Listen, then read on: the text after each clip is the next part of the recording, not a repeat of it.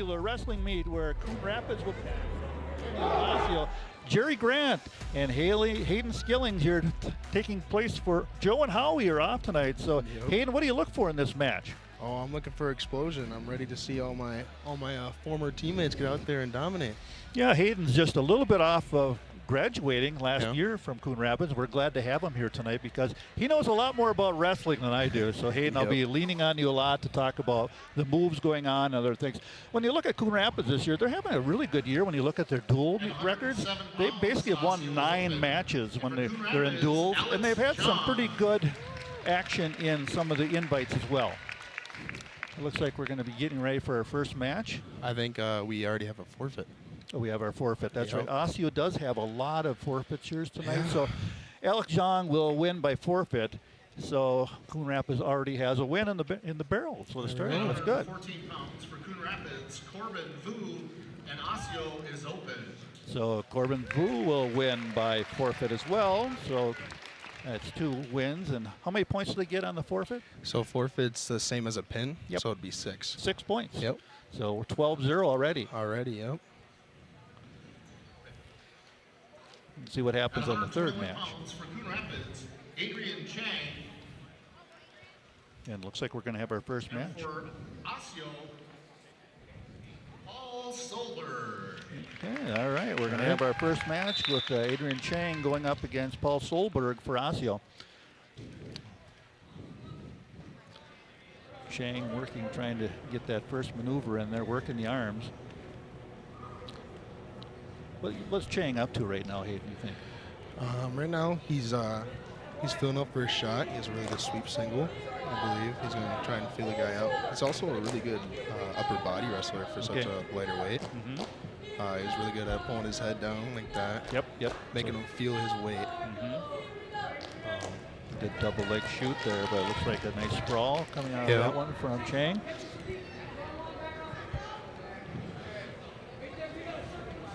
Yeah, you say both wrestlers feeling up, kind of working the arm there a little bit. Solberg. Yeah. And what's the advantage of trying to work that one arm? So they're trying to attack a strong wrestler. You got to go on one side of the body. Yeah. You don't want to go under him because that's a good way to get sprawled out. So right now I think they're both trying to attack one side. Yeah. And looks like Osseo right here. He's looking. Wow, that's good. Osseo was looking for a single right there, I think. Chang almost had him down. I don't think he got a point on that one. I don't think so. It was real close, though. He almost was able to get good position behind and get that 2 points, but the takedown, but didn't quite happen. As the first period is winding down, 30 seconds to go. And Solberg and Chang, a good battle here on their feet, trying to get an advantage to get a point here. Solberg tries to take a shot at the double leg, didn't work because Chang with a good sprawl again. Yeah. Yep. And that's a good strategy, trying to make sure you just stay out of that. There's a good. Here his goal is try to get his ankles away. Yeah. So he's shooting back, Chang trying to make sure he doesn't get that foot. 2 seconds, and he might get out of this okay. And there we go. No points. 0-0 after 1. What do you think of that first period, Hayden? I think that was awesome. Everyone's trying to score points there, and I think it was just great wrestling. And then Chang almost got in trouble at the end. What happened to him there? Well, he got caught. The guy put his head under his arm and tried to circle around. Right there, he needs to continue circling and trying to outpace him. Keep moving, because once you get caught, you're in trouble. Exactly. Yep. Right now, it looks like Solberg trying to work. There's our first point. We got an escape for Chang. 1-0. And there's that single he loves. Three-point takedown, Red. Okay. 1 point escape, green. All of a sudden, we're getting a lot of points here after no points in the first period.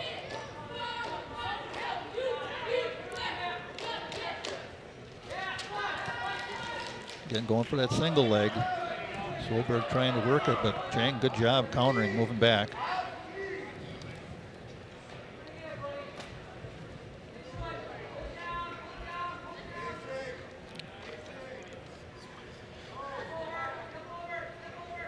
Right now, what do you see going on with that one, Hayden, as far as the vulnerability here? Right now, he has to fight to belly out. Maybe he can reversal here, but this is a very tough position here. He's really fighting here. You want a stalemate out of this? Yeah. If you're on them. And he got a stalemate? He got a stalemate, yep. Because he was real close to getting turned over on that one. Just was able to just keep enough pressure on his outside leg to keep him from flipping it. Yep. His goal was to prevent Osseo from scoring. Once they... And Chang met his mission. He did a good job there. He did a great job. He came out of it fine. 28 seconds left in the second. We got a good match here, 4-1 right now with Adrian Chang up over Paul Solberg of Osseo.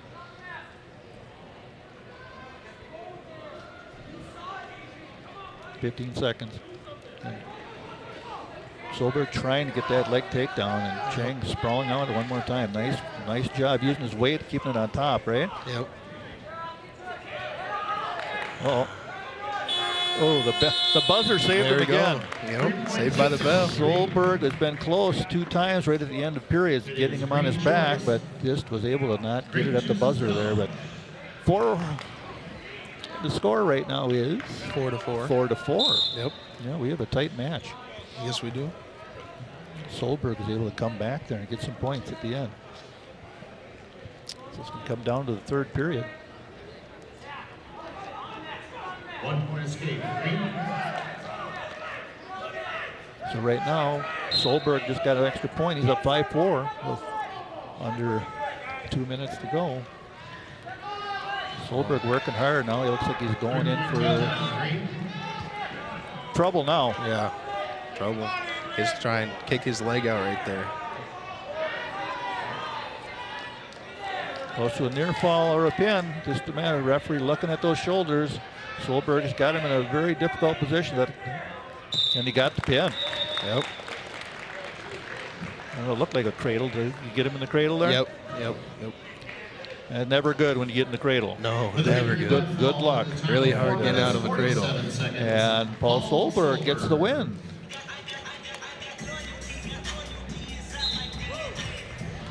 So Osseo sneaks up to 12-6.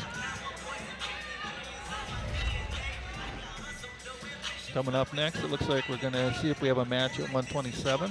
It looks like 127 pounds for Osseo, Keith Dennis. Yep, Keith Dennis. Rapids, Tyler Ribeiro. Ribeiro is coming up. Tyler Ribeiro at 127 versus Keith Dennis. And let's see what happens here. And away we go. Aggressive start. Yeah, headlock. Oh.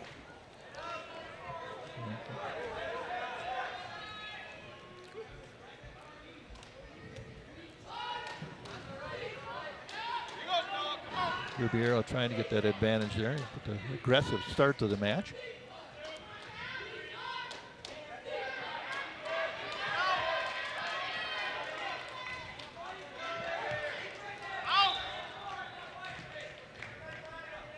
Three-point takedown, green. And it looks like Dennis got 3 on the takedown.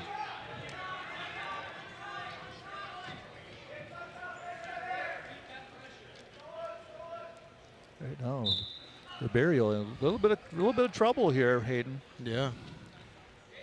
Yeah, right now if I was in his position, I would see where I am on the mat and maybe try and escape the mat to get a restart. Yeah. Referees or 4-point near fall, green. Oh my.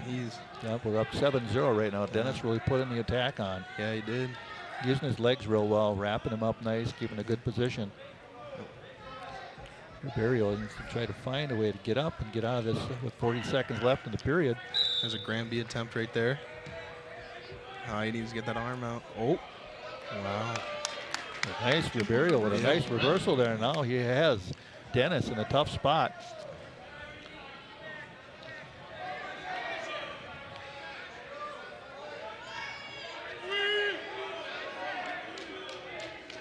Referee right down there looking tough on it. 15 seconds left. And it's still, I guess, in play. You know, they're outside the circle there. Yep. So there's a new rule last year. Yeah. Where you only 2 need seconds. Yeah, and Dennis escapes by the horn. 4 points though, so we're going to have a wild first period, 7-6. That's a lot of points for one period, as Ribeiro was able to counter and get back into the match after Dennis really took it to him early. Ribeiro will be down. So if he can pull an escape here, he can tie the match right away in the second. Yep.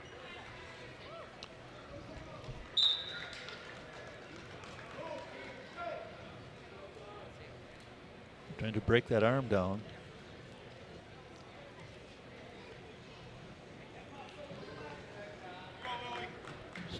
That's a good sit out. Almost set out. Yeah, he darn near got there, but Dennis, good job getting control once again. Yeah, he's riding the hips really well. Again, he's got him in that situation he had him in the first time. Yeah. Dennis looks like he's very strong and his legs, using his legs very well in this match. Very well. And his hip work is really using that weight of the hips to keep him in that vulnerable position. I don't know, we might get a fall here. Barry doesn't look like he's got anything to answer. He's not moving.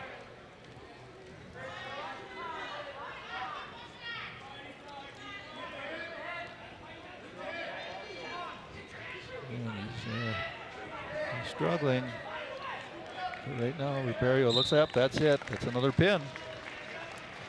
And we are tied at 12. The victory by fall in 3 minutes and 5 seconds. Keith Dennis. So Dennis wins by fall. It was a good match by Dennis. What do you like about Dennis's match there? I really liked how well he covered hips. You know, through all that. You know, there's a lot of action right away.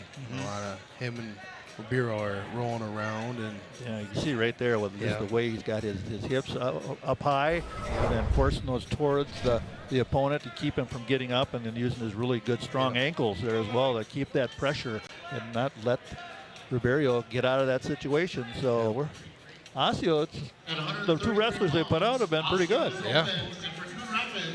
4-1. Okay, so here we go with our third match. It looks like we're going to have. Hibbler got the forfeit. Osseo is open. Okay. Rapids, Nixon, Glenn. Okay, so we've got two opens again.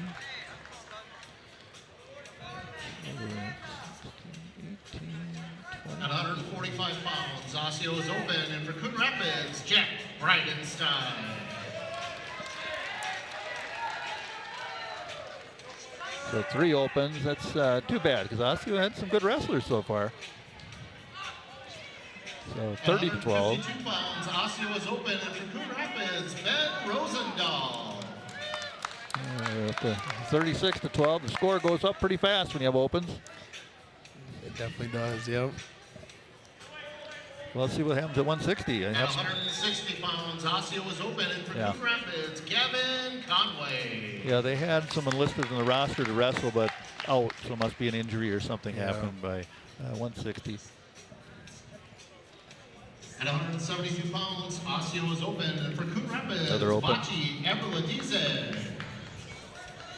So we're up to 48-12. Just like that, we were tied just minutes ago, and then open. And let's see if we finally get a match coming up here at 189. See if Eberladize has someone to wrestle against. Looks like we do. We might have a match. Gabe Coolseth is listed on the board for Osseo. Maybe that's Gabe right there. And 189 pounds for Osseo, Gabe Coolseth, and for Coon Rapids, Andrew Lazar. Oh, okay, we got somebody else in there. Andrew Lazar, who I don't have listed as being our guy, but well, that's okay. Andrew's up for this match. Maybe they're saving Vash for the Centennial. Let's see what we've got going on here.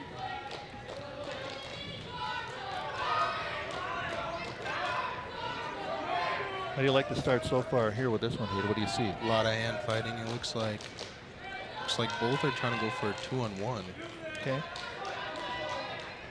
So Lazar trying to counter that. Lazar, yeah. He's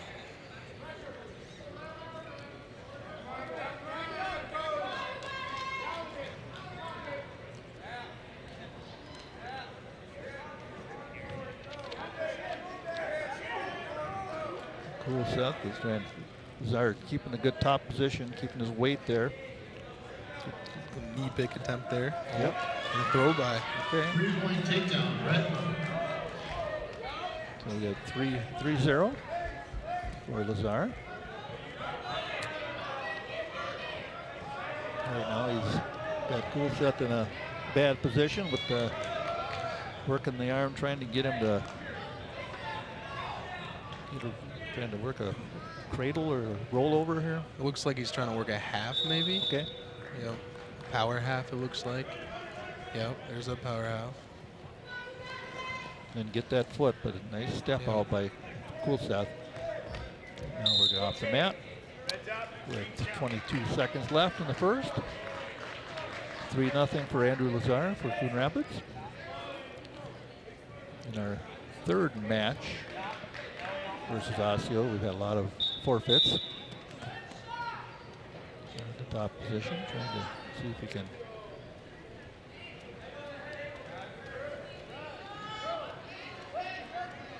get a positional advantage, trying to work the leg there. Looks like Lazar's trying to Turk.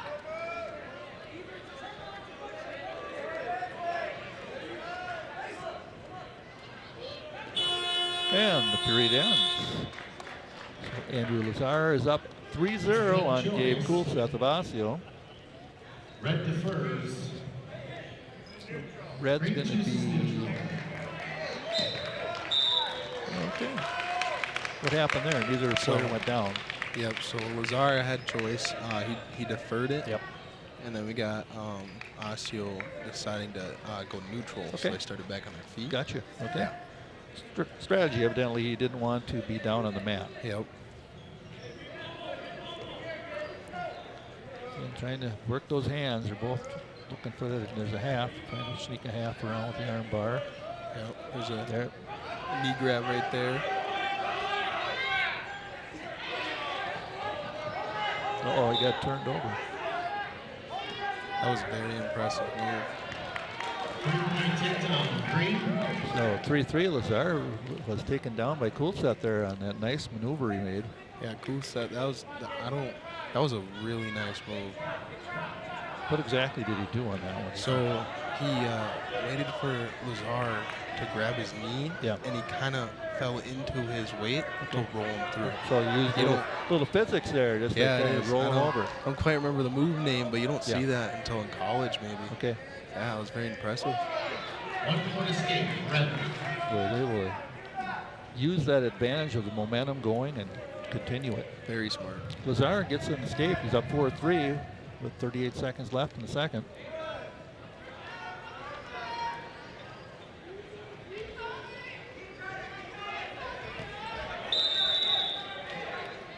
Once again, Coolseth going for the double leg, just ran out of room. Lazar just was able to sprawl out enough to get out of bounds.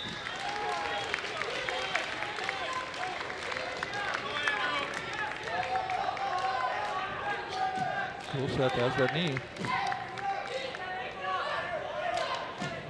Good, he was able to walk out of that one. Yep. There's a nice knee pick there. Going for a cradle. 3-point takedown, Red. All right, Lazar gets 3, up 7-3 right now. And 1 second. And there goes the buzzer, and Gabe Coolseth escapes that one without any further damage as he's down 7-3 after 2. What do you think that Lazar has to do in this period, up by 4? Up by 4. Siege was bottom. Yeah, I mean, I would try and get up as quick as I can, work my bottom moves, and then, nothing dangerous, but keep scoring points, get the team more points. Yeah, be careful about it. It looks like Coolseth has a couple of moves that could be dangerous. He almost had him the one time. Lazar gets to his feet, and he gets his one. Okay. 8-3. So exactly what you wanted to do. Yep.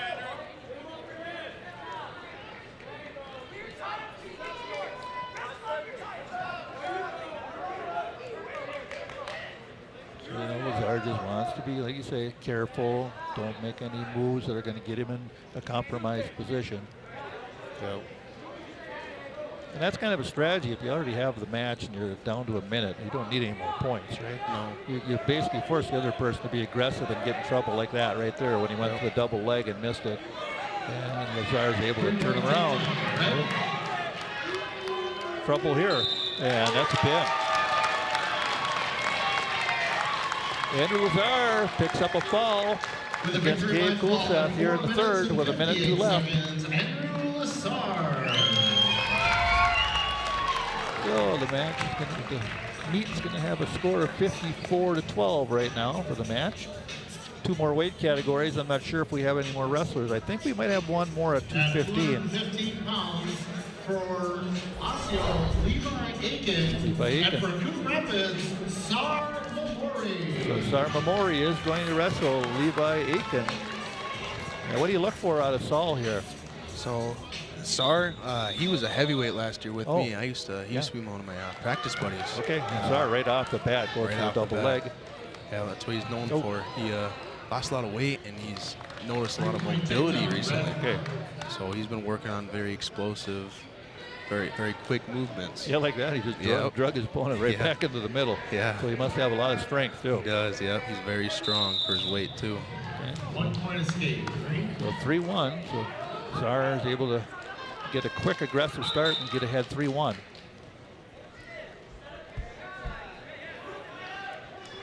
Going for that leg and then just used his power to pull him over and down. Yeah, it looked kind of like a lat drop maybe. 3-point takedown. Or a misdirection. Trouble. Aiken's in trouble. Mamari has him right now, but able to roll back out and sprawl just a little bit. 2 more points. 3 points. 9-1 for Mamori right now. Yeah, we got another match going on. A double whistle sometimes can get a little confusing. Right now he's just working that arm. Aiken trying to figure out how he's going to escape this with 50 seconds still left in the period. Sam Mamari just right from the get-go came out with a lot of aggression and built up a big lead here. Right now Aiken's just trying to get out of this without getting pinned, but he's in trouble.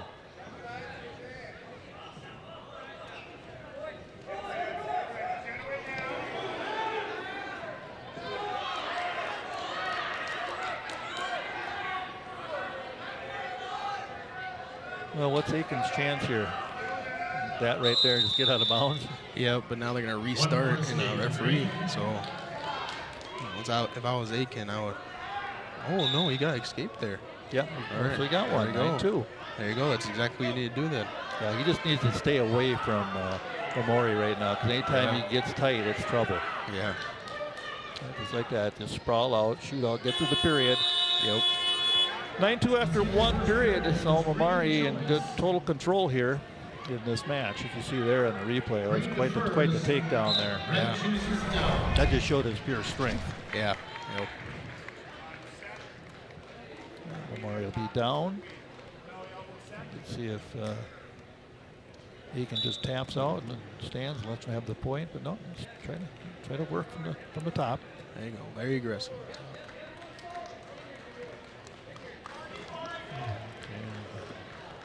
Mamari right away with the escape and 1 point escape. 10-2. Go for the double leg.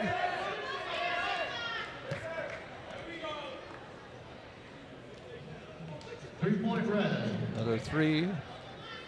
So Mamari already getting towards a major decision here. We'll go to the prom. He's looking for the pin though, isn't he? Yeah. Oh yeah. Always looking for the pin.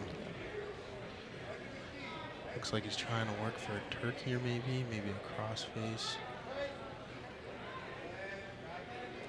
And Aiken is just trying to figure out how in the world he's going to. Oh, that's trouble. Oh, trouble. Just got to get a hold of the leg. He's got the leg. He's got him in a cradle right now. But Aiken able to just kind of roll back out of it with 55 seconds. Okay, we had a near fall there. We're up to 15-2. 1 point escape. Okay, 15-3 as Aiken gets a point there. Sarmamare trying to finish the match. See if he can get that fall. He's working it hard.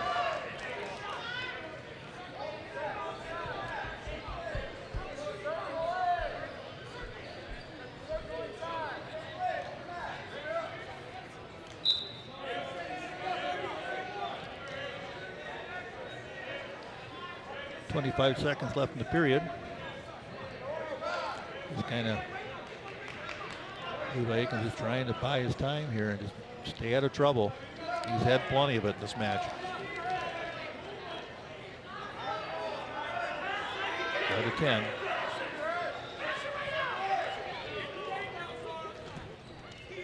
Needs some fancy footwork to escape that leg grab. Yeah, great footwork there. And there we go, the end of 2. So Memori up 15-3 over Levi Aiken in our 2:15 match. What does Sar have to do in this period to get that pin? What have you seen? Sorry, I would still be careful here, because if I was Aiken, I'd be looking for those head throws or feet to back. So if I was Sar, I'd make sure to keep my positioning well, because that's definitely there's gonna be attempts here. Yeah. But for him, we're gonna be looking for a score, because he only needs one more. He only needs one more point, one more takedown, in order to do a tech fall. Okay. Which looks like he's working for right now. Stay in bounds. And then again, picking out bounds, and there's his 3. There's a tech fall. Okay. That's the end of the match. And that'll end the match at 18-3, technical fall. Your victory by technical fall in 4 Sarmamori minutes and 13 seconds. beats Levi Aiken. Sarmamori. Yeah. Gets Coon Rapids up to 59 points. What do you see on the replay here? What do you see a single leg. Yep. Raise it to high so he can't escape. And I see Sar slowly bringing him back, staying calm. Yeah. Making sure to let the ref know, like, hey, I want him back in here. It's amazing how he actually did that a number of times in the match, right? Yep. Well, it looks like we had another open there, so the match is done, and Coon Rapids beats Osseo 65-12. Not much we can take out of that match. It's kind of a warm-up for the Centennial match coming up. Yep. But again, so we had two real good matches to start with. Osseo actually winning. Yeah, Osseo getting coming out. two wins out of that, so that was good. So the final again, 65-12. We'll take a short break, and we'll be back when eventually Coon Rapids will be taking on Centennial. This is CTN coverage of wrestling.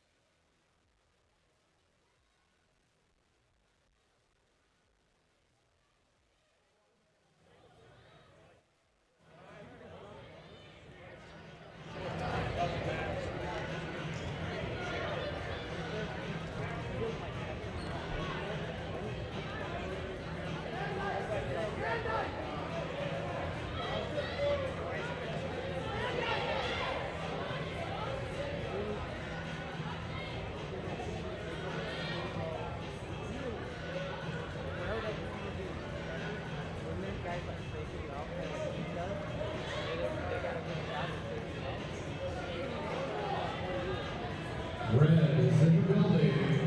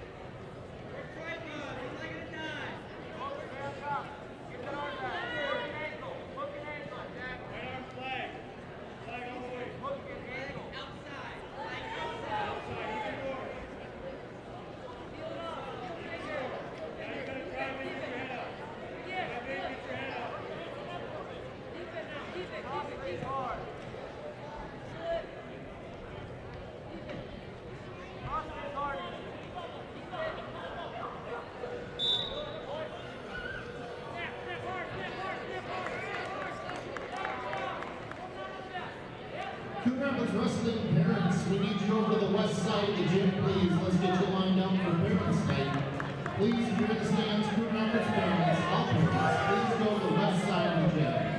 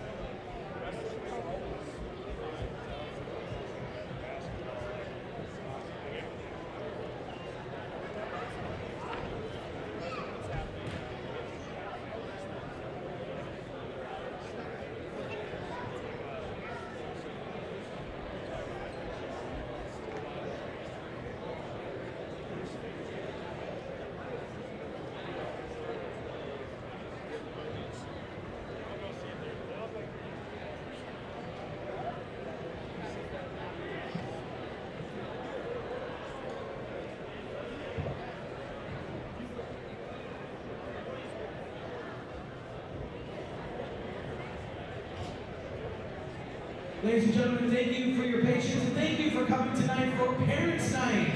We would like to start off with our managers. Chloe, escorted by Courtney and Brian. Faith, escorted by Carrie. Kaylin, escorted by Dan and Lauren.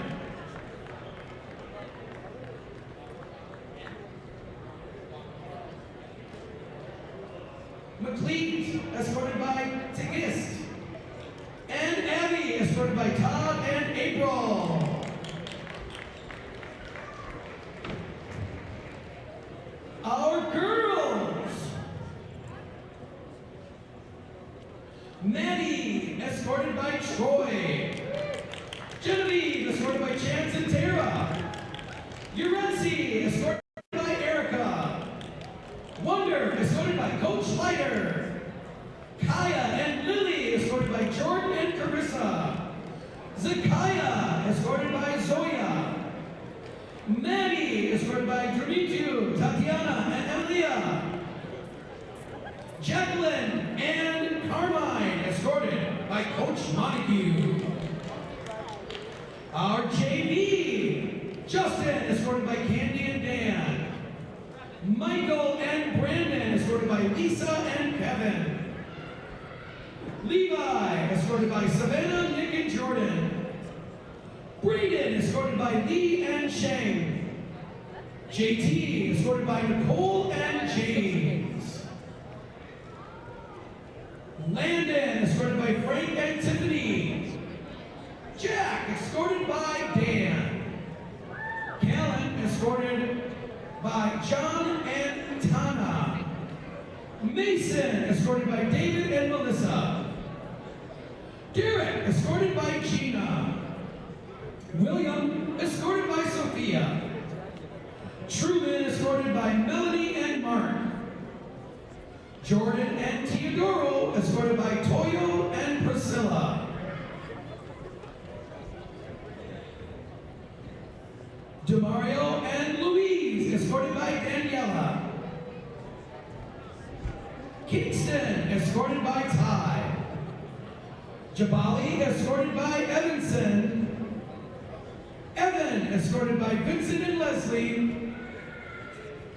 And Josh, escorted by Carrie and Nick. And Malik, escorted by Coach Mandai. And our varsity, Alex, escorted by Coach Casey. Summer, escorted by Tobrek. Corbett, escorted by Jonathan and Cindy. Adrian and Stella, escorted by Kochi and Ty. Tyler, escorted by Melissa and Roberto.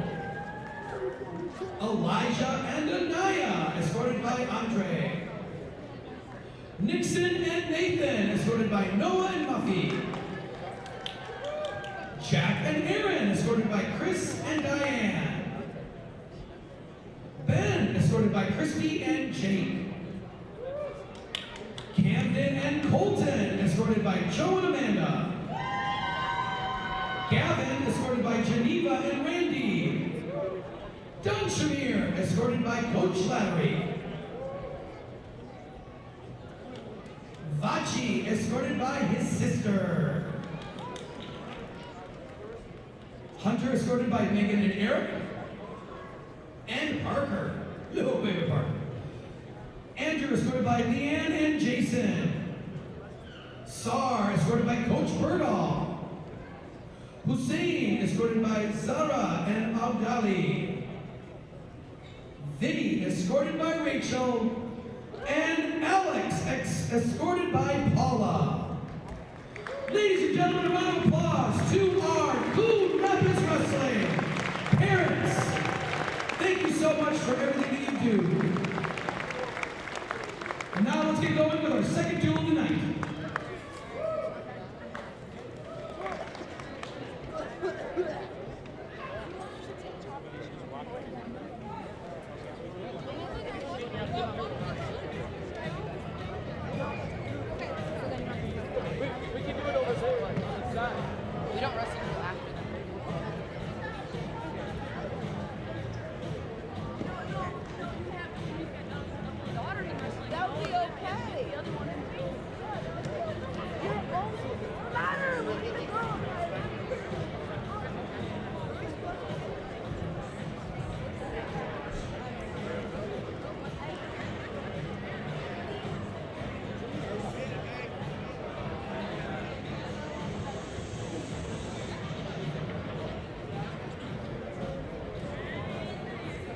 Did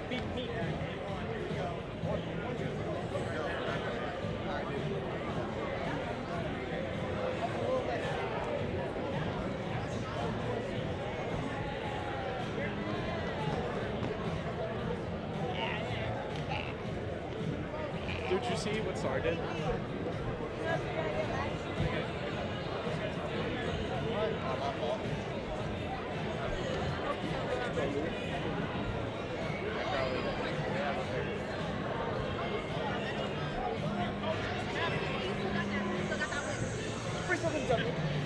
Still W.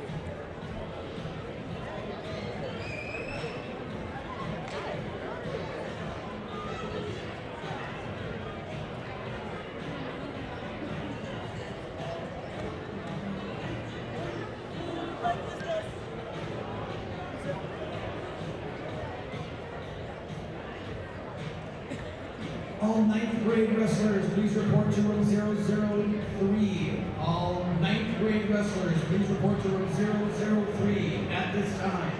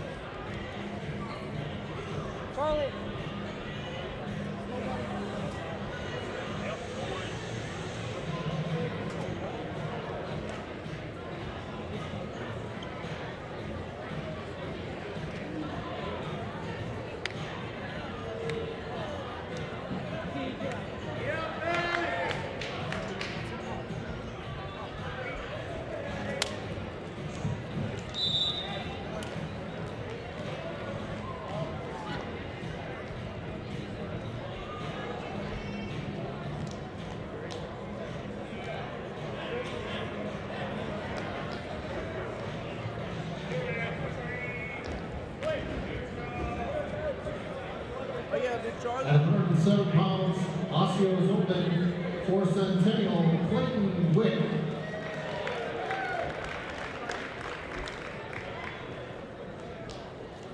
At 114 pounds, Osseo is open for Centennial, Callan Shelstad.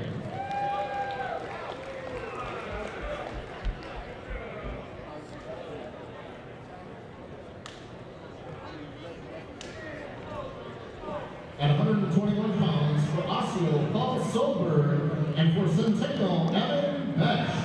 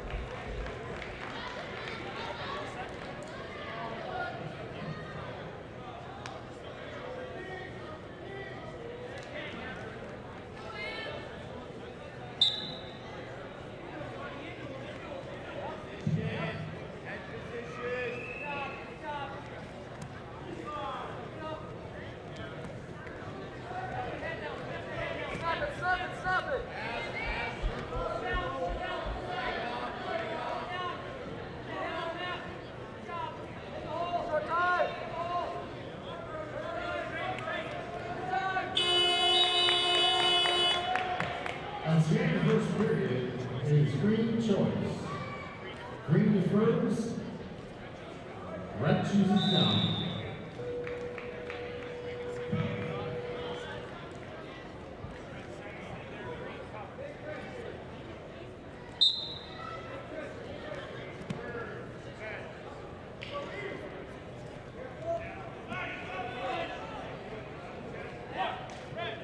One point escape, red.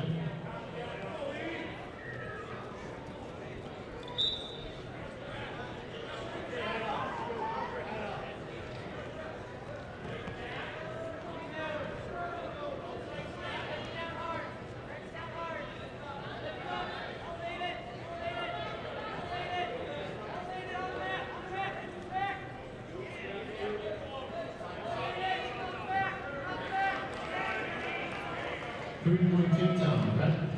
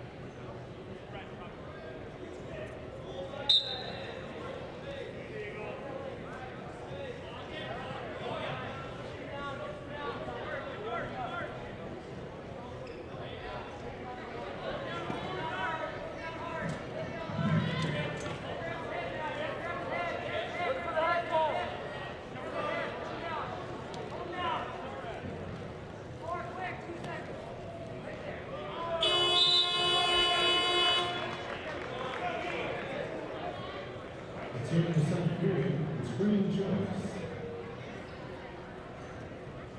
Green chooses Centennial.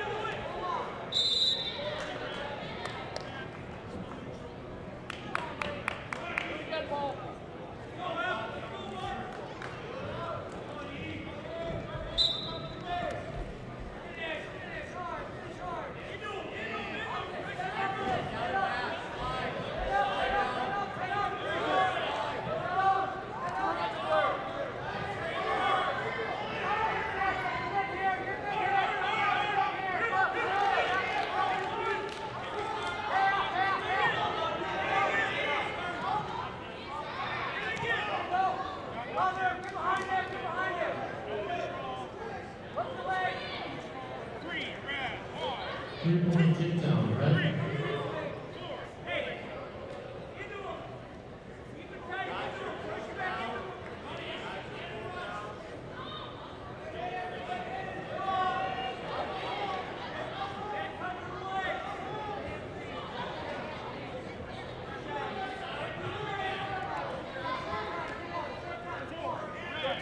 4-point near fall, red.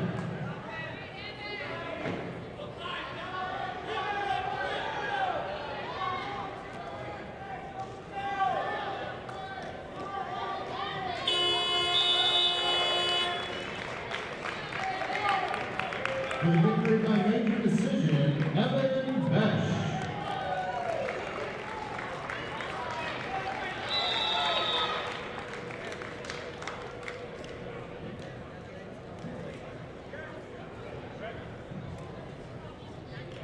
At 127 pounds, for Osseo, Keith Dennis, and for Centennial, Jack Brielko.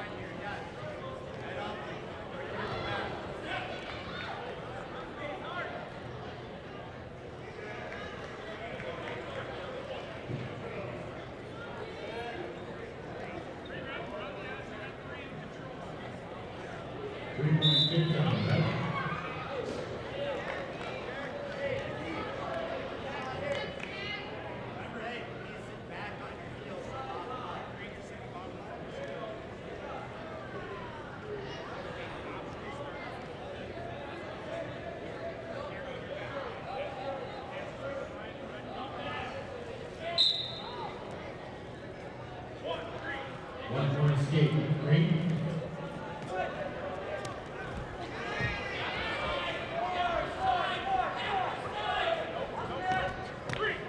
Three-point takedown, green. 1 point escape, red.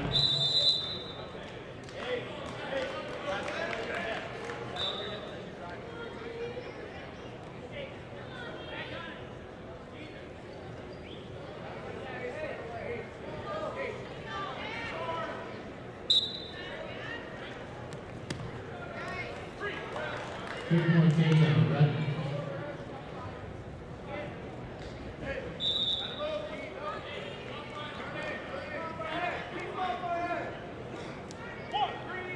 One point escape, green. 3-point takedown, red. 1 point escape, green.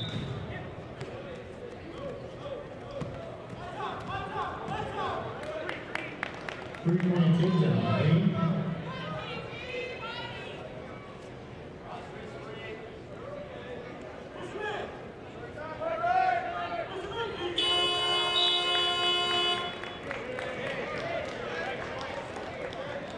It's Red Joyce. Red chooses neutral.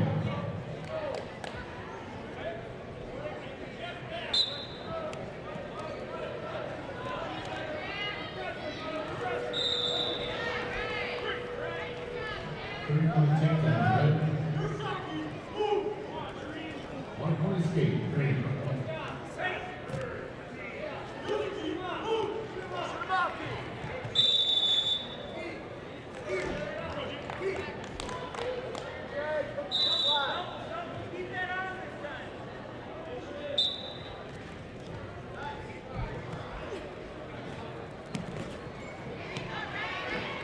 Three-point takedown, red.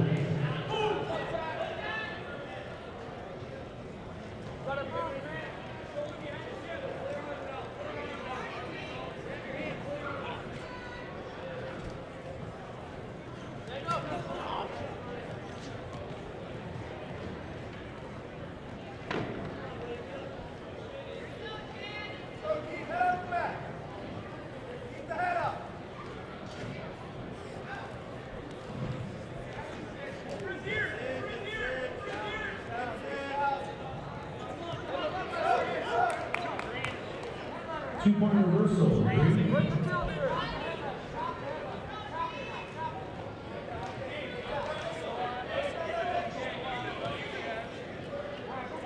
One for the States, right.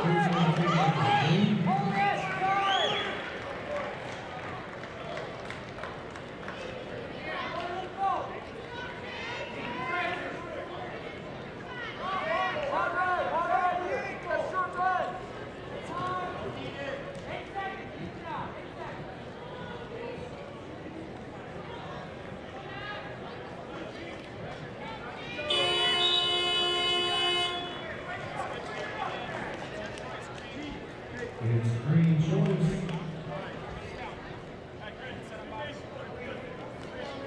Green chooses down.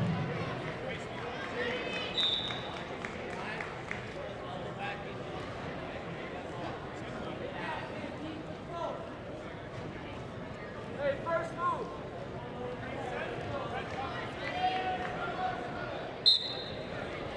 Up, Pete. Move, Pete, move. Up, Pete. Can't stay there.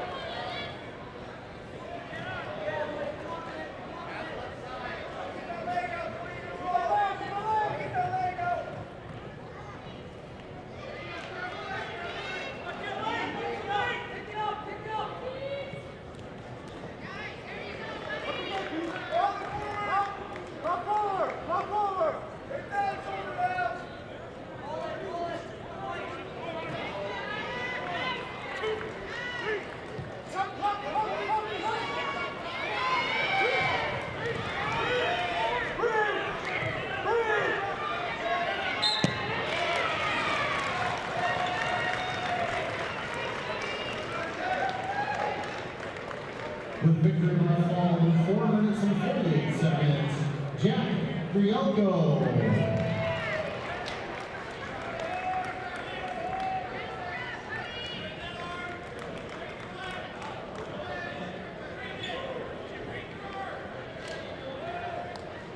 At 1:33, Osseo is open for Centennial, Easton Martin.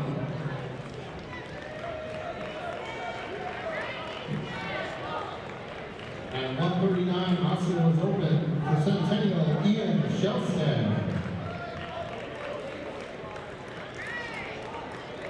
At 1:45, Osseo is open for Centennial, Ben Johnson.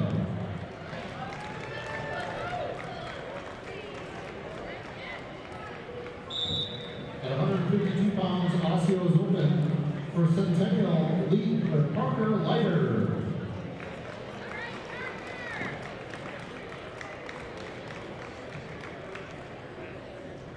At 160, Osseo is open for Centennial, Jack Rugesegger.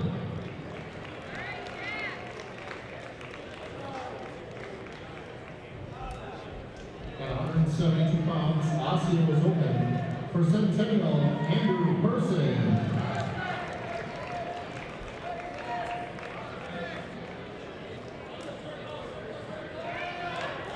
At 189, Osseo is open for Okay, at 189 pounds, we have Gabe Golseth, and for Centennial, Carter Stuckey.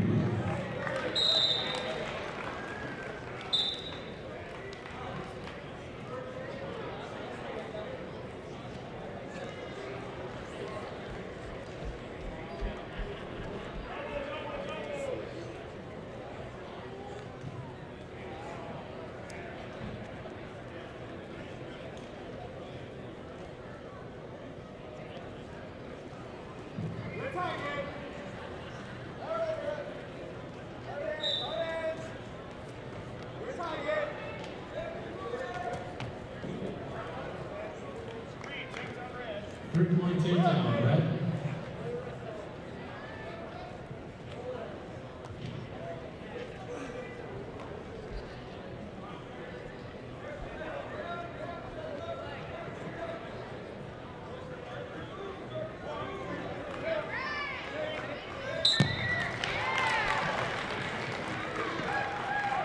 With a victory by fall in 56 seconds, Carter Stuckey.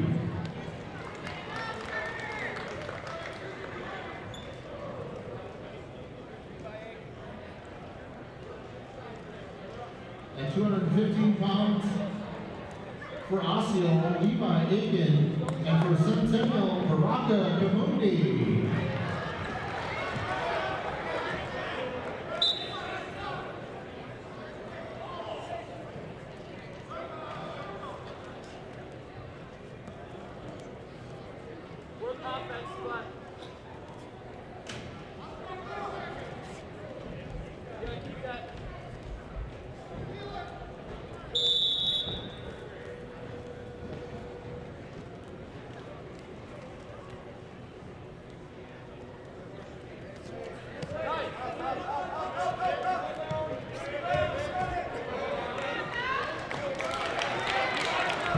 Takedown, red.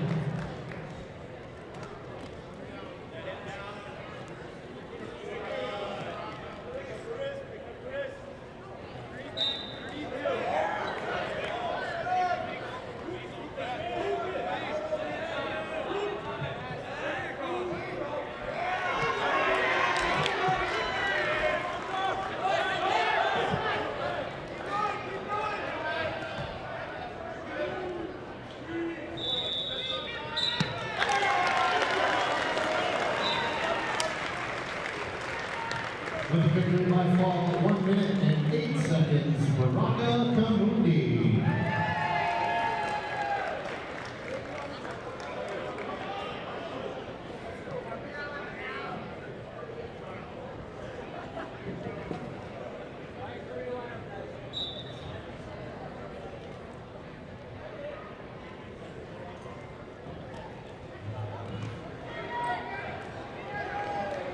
At 285 pounds, Osseo is open for Centennial, Brayden Betch.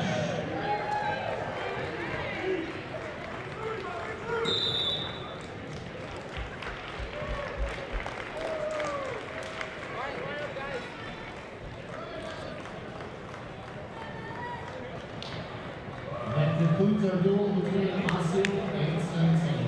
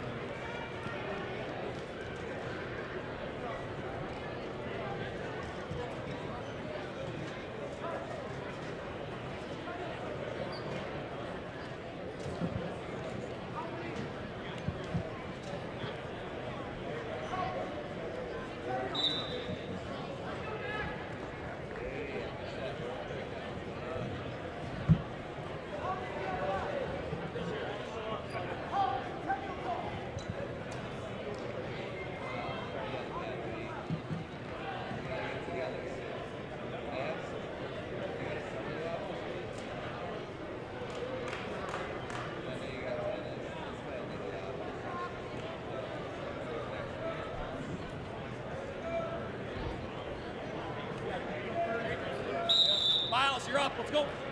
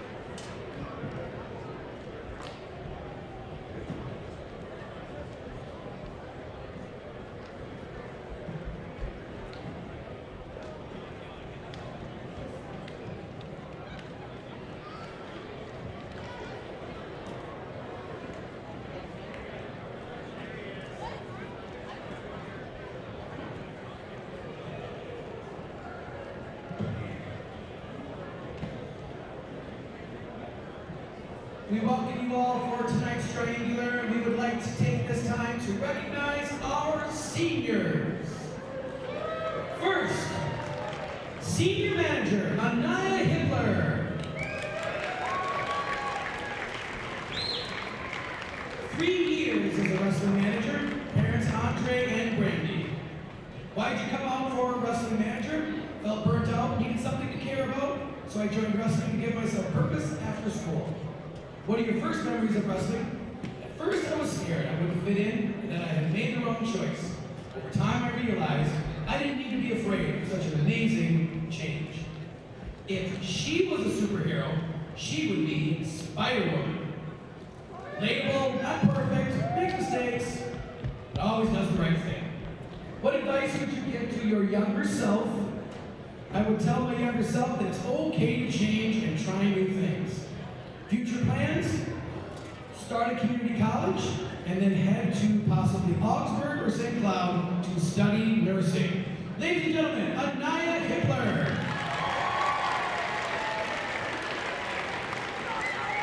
Manager, Chloe Hewler. 4 years as wrestling manager, parents Courtney and Brian.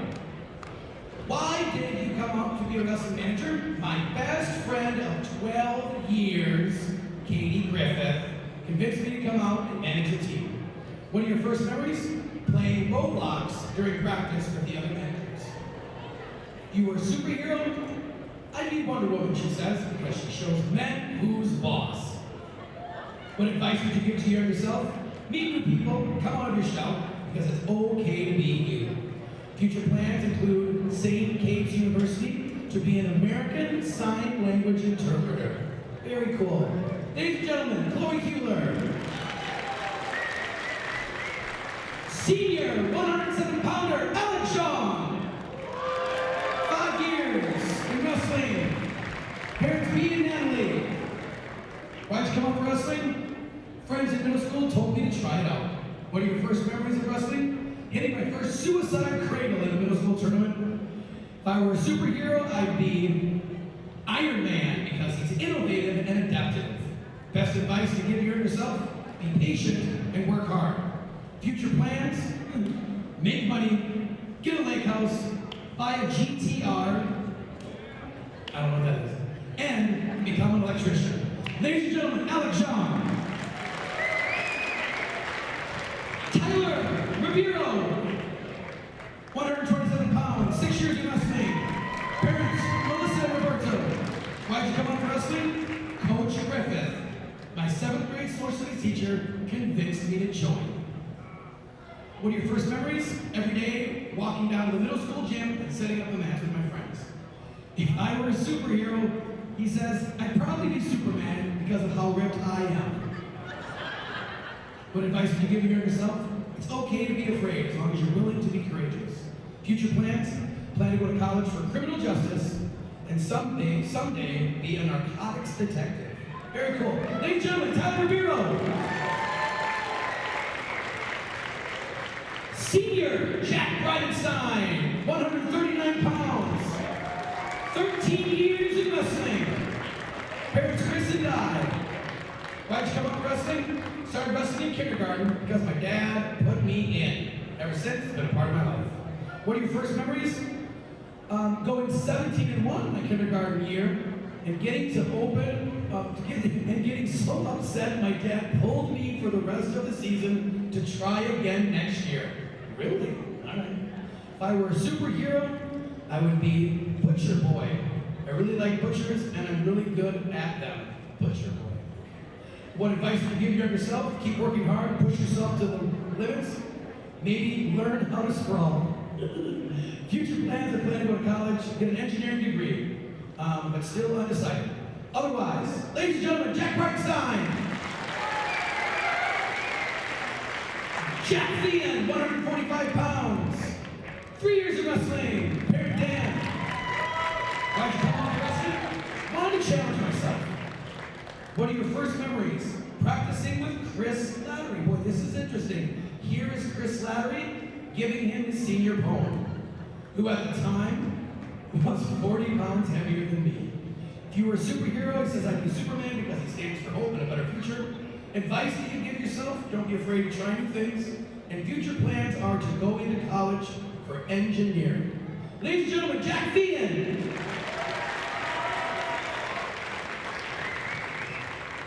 Carmine Costa, 139 pounds at 45. First year out for wrestling.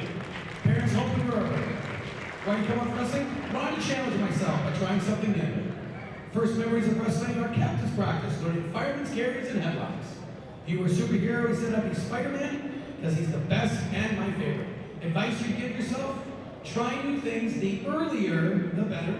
And future plans are to go to ROTC and major in psychology. Ladies and gentlemen, Carmine Costa. Senior Captain Lily Mathiasen. 148 pounds, 3 years of wrestling. Parents for wrestling Jordan. Came out for wrestling, I was just trying it out for fun, and I knew a lot of people who wrestle. What are your first memories of wrestling? During captain practice, I was told I had a really good base on bottom, and to this day, I'm riding that. If you were a superhero, Lego Batman, because he's funny. What advice would you give yourself? Life gets hard, suck it up, and keep going. Future plans are to go into be an author, going to the U of M, and hopefully coming back as a coach. Take that step. Ladies and gentlemen, Lily Mathiasen. Senior Gavin Calloway. 3 years of wrestling, parents Janine and Randy. Why'd you go in wrestling? Because my friend DJ said I should give it a try. Who's right behind you. What are your first memories of wrestling? A very humbling first period loss his first match.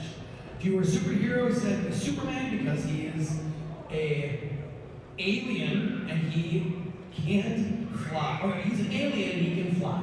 Yeah. Advice you give yourself? Act like you belong and you will. Good advice. Future plans? Plans to join the United States Marine Corps with a degree in aerospace engineering. Ladies and gentlemen, Gavin Conway. Don Shamir Fisher. Senior. Parents, Jen and Don Shamir. Would you come out for wrestling? My friend asked me to come out and to give it a try and fell in love with it. First memories of wrestling, we're trying it in 9th grade and having a lot of fun. If you were a superhero, your superhero said I would be my dad. That's pretty cool. But advice you give your younger self, stick with wrestling, you will meet some amazing people. And future plans to go to college and major in marketing. Ladies and gentlemen, Don Shamir Fisher. Andrew Lassard. Senior, 189 pounds, 3 years of wrestling, parents Leanne and Jason. Why'd you go out to wrestling? Okay. I just wanted to give it a try, wanted to try it out, thought it'd be fun. First memories of wrestling are getting my first pin. If you were a superhero, he says that he would also be Spider-Man because he helps everyone out. Advice you give your younger self? Join wrestling sooner and trust who you are. Future plans are to go into the trades. Very good choice. Ladies and gentlemen, Andrew Lassard. Kingston Akinola, 215 pounds. Why'd you come out for wrestling? Thought it would be a good sport to stay in shape in. Yeah. First memories, going to captain practice and carrying around the varsity 215-pounder. If you were a superhero, said Black Panther.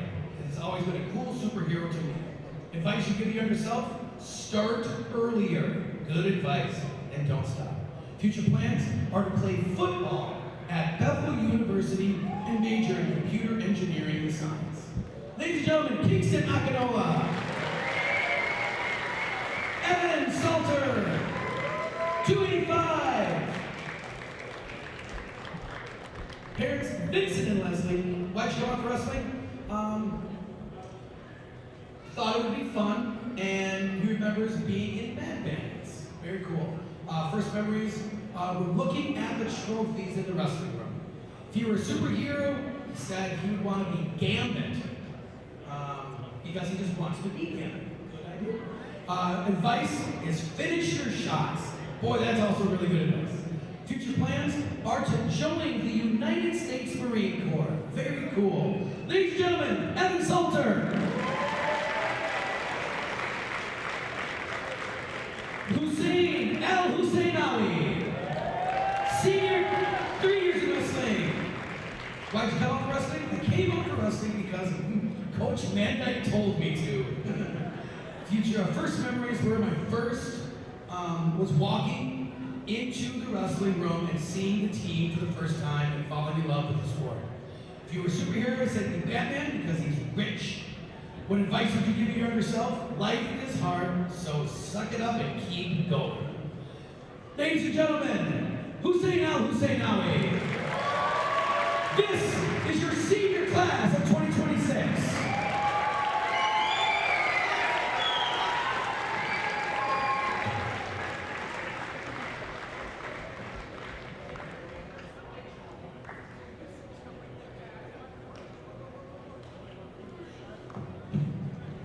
Yes, okay. And we have one more that we want to bring out to show. So we have a senior, Kinley Carter. Kinley is a softball player as well, and is actually in a tournament right now in, I believe it's Las Vegas. And so she's not here, but we wanted to make sure she got her banner out and to get a picture with the group. So Kinley Carter, good luck in your softball, and congratulations.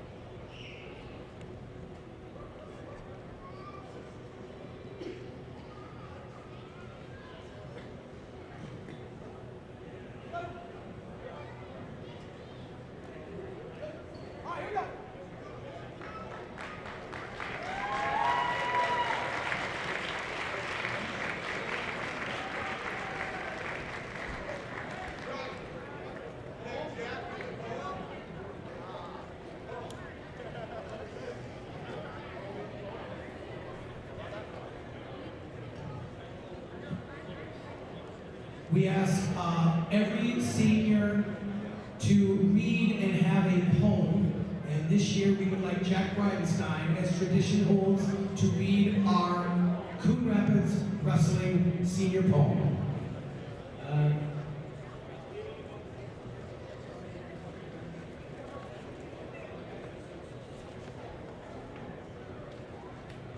A poem. There's nothing like a Cardinal wrestler. He stands alone, one-on-one with his opponent. He's a wrestler, and he will learn to defeat or be defeated. He will learn to put his self-discipline ahead of his desires, to learn courage from within, to remember that the mind tires before the body, and to push it to its limits. He will discount the negative remarks and uninterested years. He will learn to listen to authority and comply, to take losses as a learning experience, to spend hours upon hours to get physically ready and mentally sharp. He will learn to nurture the body that God has given him and to treat it healthily, to cope with anxiety and fears and turn them into positives, to respect others for their beliefs, capabilities, and capacities, to have a healthy respect for the spirit of competition.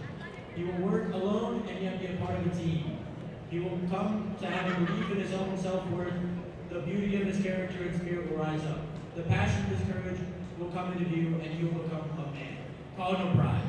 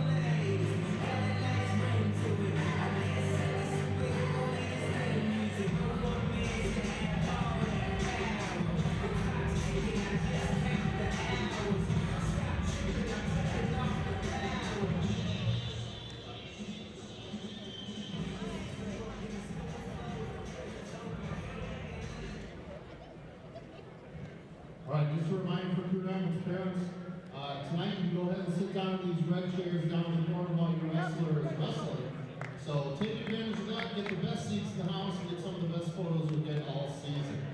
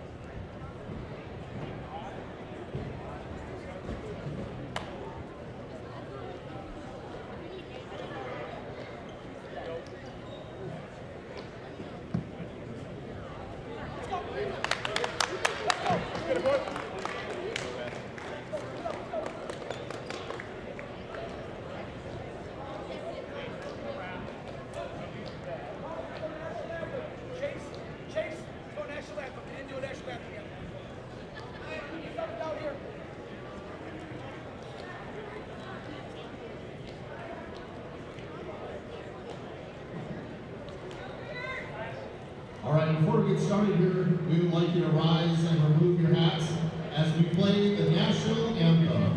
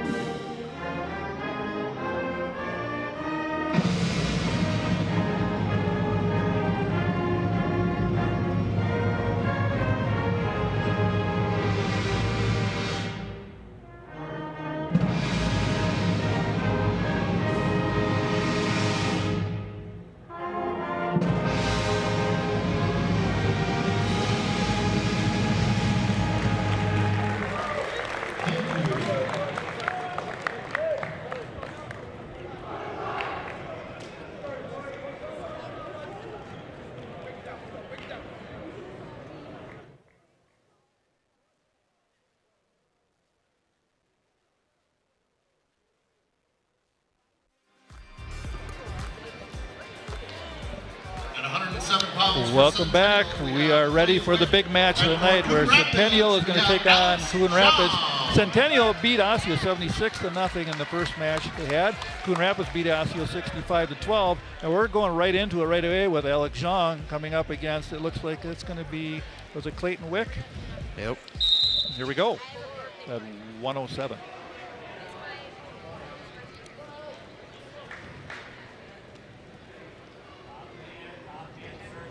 Zhang aggressively trying to get a little advantage and get on the inside there. Working on a 2-on-1 right there. Looking for throw by.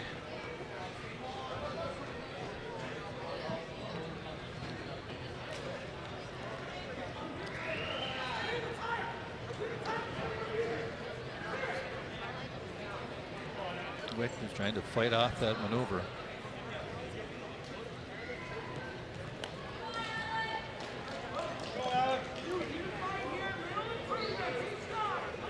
What do you think Wick's strategy is here when he's going against a top wrestler like Zhang? You know, definitely putting it safe in a position like this. You know, under-over tie-up like this, it's very 50-50. So I bet you he's trying to work his way out of it, especially with Alex being a very low and quick kind of guy. He likes to go attack the ankles more than the legs. Okay. So I bet he's trying to get a good grapple with him, but don't want to stay in that 50-50. Okay. So far, no score in the match. Trying to get that arm going and he's working it. Has a nice wrap on the leg there, trying to turn Wick, but Wick steps out of it.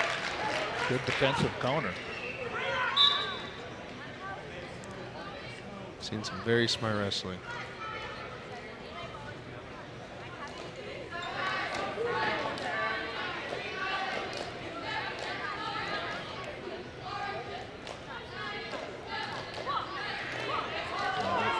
Wick is trying to keep his distance and look for his shot. 5 seconds left in the first.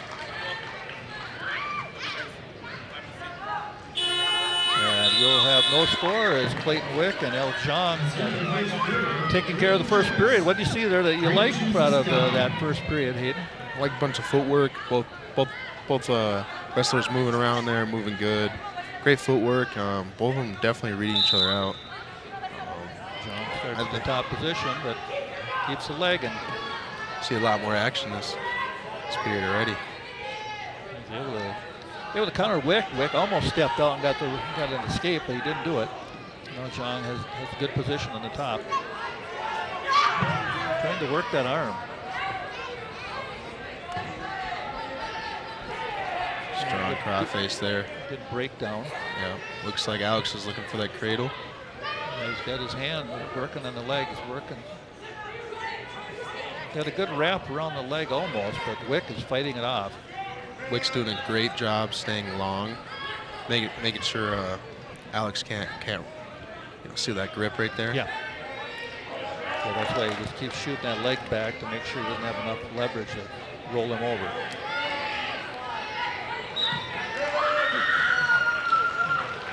Trying to stand up. Still no score. 58 seconds left in the second. Good match so far. John has him in a position where he's getting the foot wrapped, and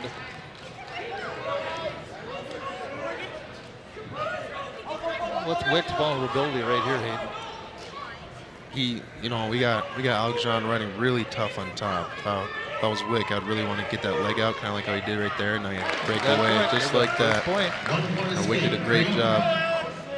So Wick is up 1-0. 24 seconds left in the second.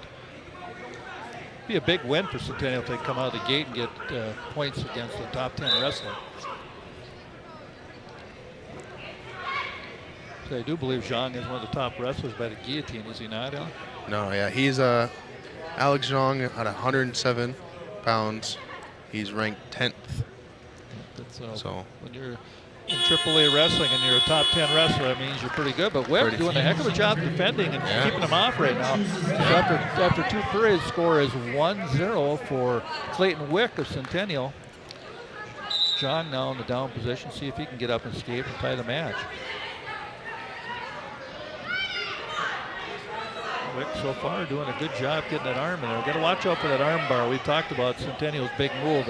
It seems they like to get that arm bar and get you to flip over. Really tough on that arm bar.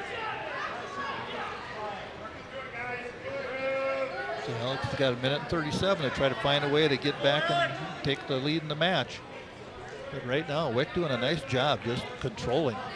Very, very heavy on the hips. You got that leg right there, kind of riding it out, make sure Zhang can't step it up.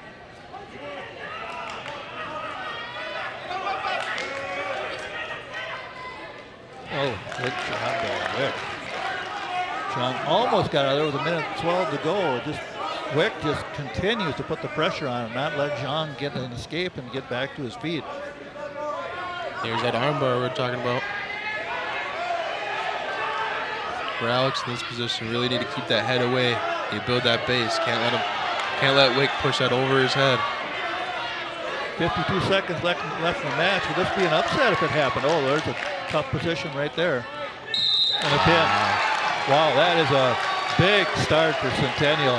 Big start. Alex Jean gets pinned by Clayton Wick. That has to be a surprise. Big upset there.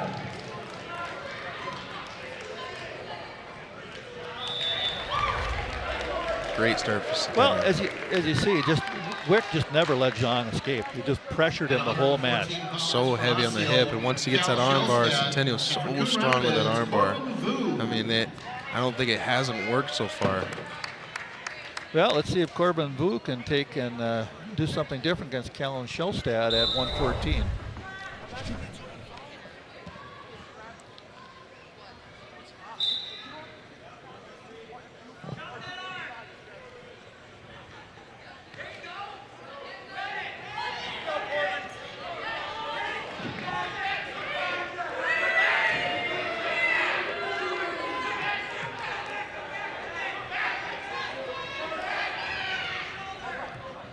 Shellstad just trying to find a way to get to that double leg. He just couldn't get there. Seems pretty comfortable in that underhook. There's a single leg and a nice drag down with the second foot. And out of bounds, luckily. Yeah. Well, we saw Shellstad. He just kind of got that first leg wrapped and used the second leg to kick that other one out with the balance off. Yep.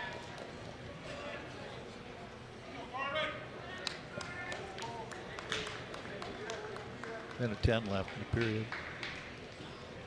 Kind of like the first match. Started slow, a lot of neutral position. No one getting any floor time. Yeah, a lot of feeling out of their opponent. Just trying to be cautious and make the right move.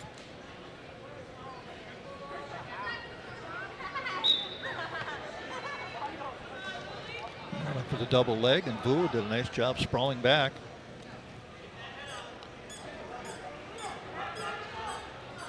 .40 seconds left. Shellstad looking great with those double underhooks right there. That's a dangerous spot for Vu. Gotta be careful there. Yeah, Centennial looks like a team that are really well versed in controlling your arms. Yeah, They do a lot there in that area.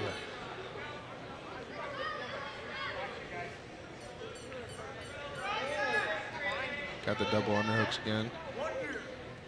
14 seconds. I was Vu here. I'd be looking for maybe a fireman's or circling out of those underhooks. You definitely don't want to sit there, especially with someone lengthy. Right. Like Shellstad. He's probably going to try and throw it over and maybe 2-1 that double. And not just right about got it at the buzzer, but no score. So 0-0 after one between Callan Shellstad of Centennial and Corbin Vu. We did mention Centennial is just outside the top 12 ranking in the AAA for the guillotine as well. So it's a very strong overall squad. Very strong.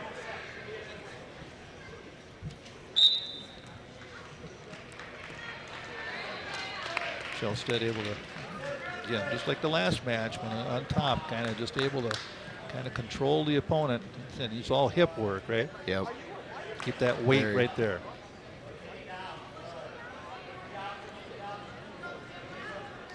You know what he's doing right now? He's working on that arm, isn't he? Yeah, working on some kind of crossface, maybe setting up a cradle or butcher. It's really breaking down Vu right here. Really, really heavy on him. Vu has to find a way to just keep working to get a way out of that. But not easy to do, is it, when he's got good control? No. Look for armbar.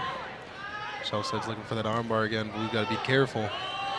Centennial's been really good on the arm bars. There it goes. He's going to roll him over. Now we got a problem. We got a potential pin coming here. 1 minute left. He's going to have to bridge Shellstad out has here. him in the cradle. He's got the arm bar. He's got the full weight in the hip. Oh, good job by Vu. Great bridge. 6-1 right now. As Shellstad almost had the pin, but Vu was able to fight his way out of that, and that was not easy. No. Great work. 46 seconds left in the second. Callan Shellstad in good control of the match at 6-1. Vu's going to have to try to find a way to make a move here and get a couple of points before the end of the period. And going for that half Nelson on the arm. Underhook. Underhook. Yep. That's why you're here. Straighten me out on this.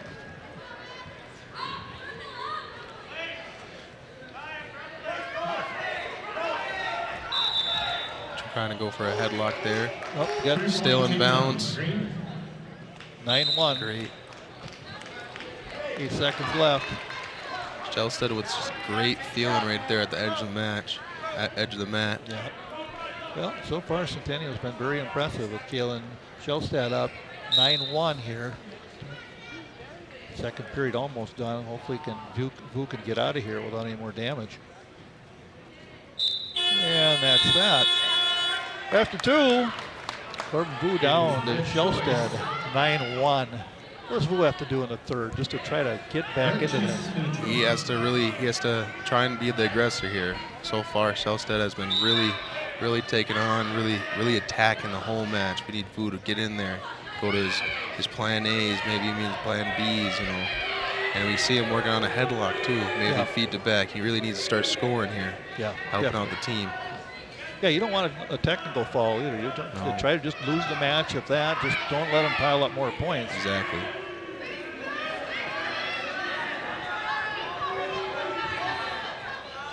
Shelstead just trying to find his way in to get more points, and Vu just being cautious here, watching him. He's at underhook again.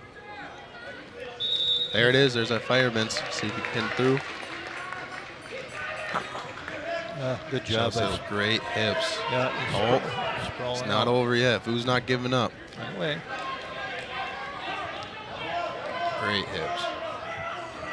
Yeah, he just keeps using those hips and sprawling those legs back, and he just can't find a way to leverage him over. Vu doesn't seem to give up yet, though. He keeps working. There he got himself in trouble. There we go. 54 seconds left. 3 more points, so we're up to 12. So far, Centennial is showing their top ranking. Their first 2 wrestlers have come right out of the gate. First was probably an upset. Yep. And the second match here, it looks like Vu is going to have a hard time trying to come back with only 30 seconds left, down 12-1. Shelstead just trying to ride it out. The arm. Again, the arm and the hip. Yeah. Vu needs to focus on not turning his back here. Yeah. Vu just doesn't want to get pinned at this point. He's got to just work 20 seconds and bridge it out, maintain a good base, but there he goes for that armbar again. Shelstead broke him down one more time, 10 seconds. 6 to go. Vu's just got to fight it out here. And it is going to be out of bounds with 1.8 left, so kind of looking like Centennial is going to get some more points here at 12-1 with Vu just has to kind of ride this out. And that's that. So, second match goes to Centennial as well, with Kellen Shelstead beating Corbin Vu by a score of 12-1. So our match score is 10-0 at this point. Yep.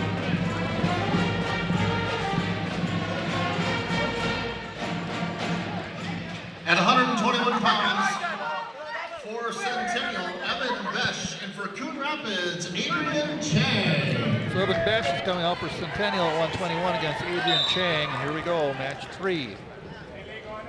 Coon Rapids has to get something going here, that's for sure, Hayden. Yeah. See if Adrian can start the aggression train. Yeah, we did see against Centennial, Adrian did lose to a very good wrestler.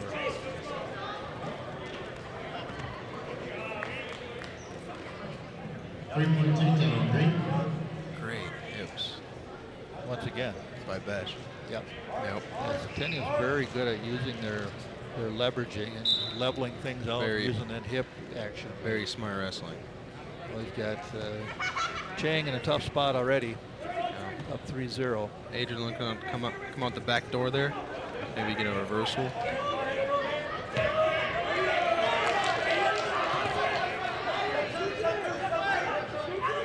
Getting in a good scramble here. Right here, higher hip always wins. That's the rule of thumb coaches always bring out. Besh able to just kind of hang on there as Chang tried to get that escape and get something going.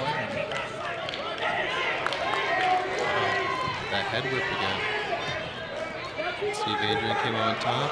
Adrian came on top. Okay, 3-2 at this point. Chang hanging in there. He's working hard against a very good opponent, Besh.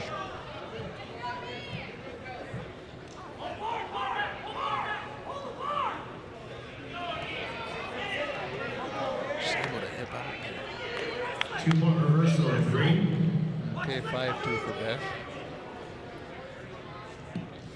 14 seconds left. Chang just has to kind of figure out how to get out of this without getting any more points scored on him. 5-2 is not a terrible score to come back from. 3 seconds, just have to kind of hold on. And he does. After one period, Evan Besh is up over Adrian Chang, 5-2.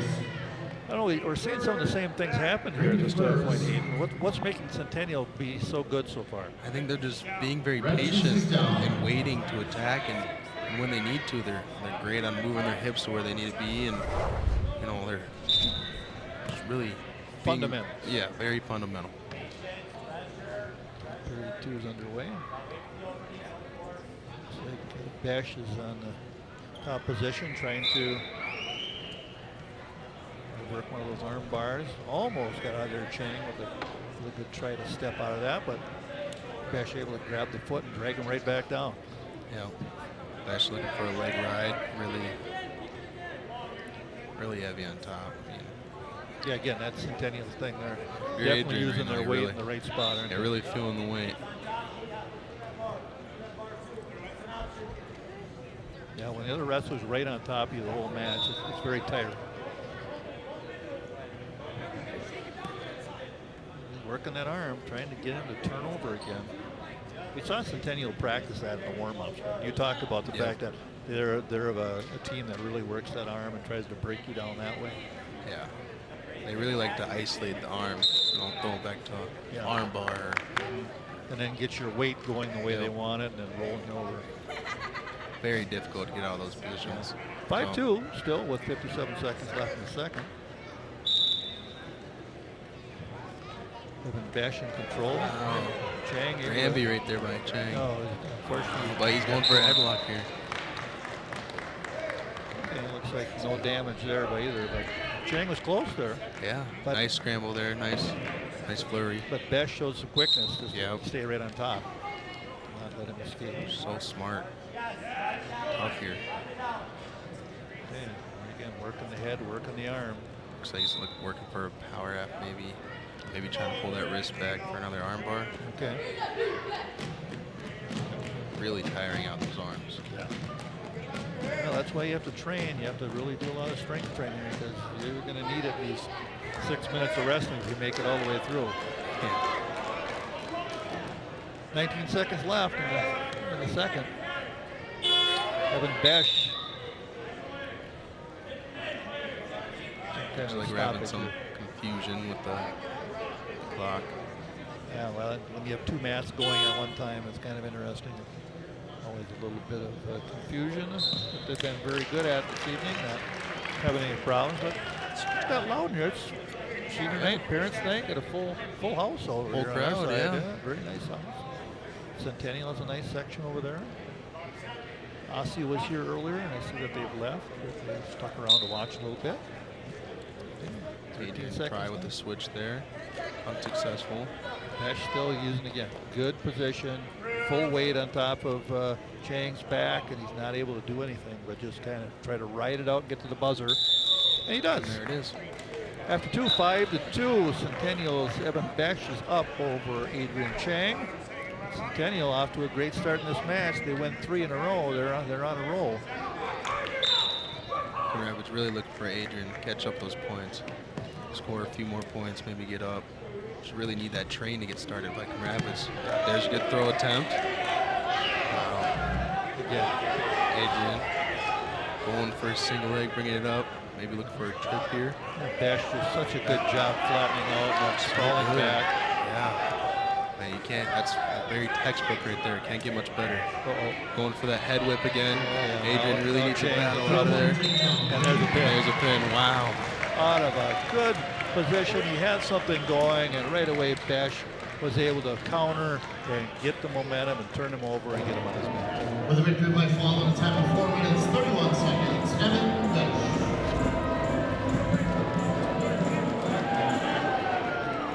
Well, it's 16-0 right now after 3 matches. It's got to be a little bit of a surprise. Yeah. Centennial's here to.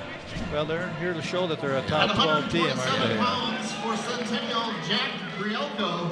And for Coon Rapids, Tyler Riviero. Okay, Grielko coming up against Ribeiro. What do you know about Grielko? What do you know on your little guillotine ranking? Looks like Grielko is ranked at 121.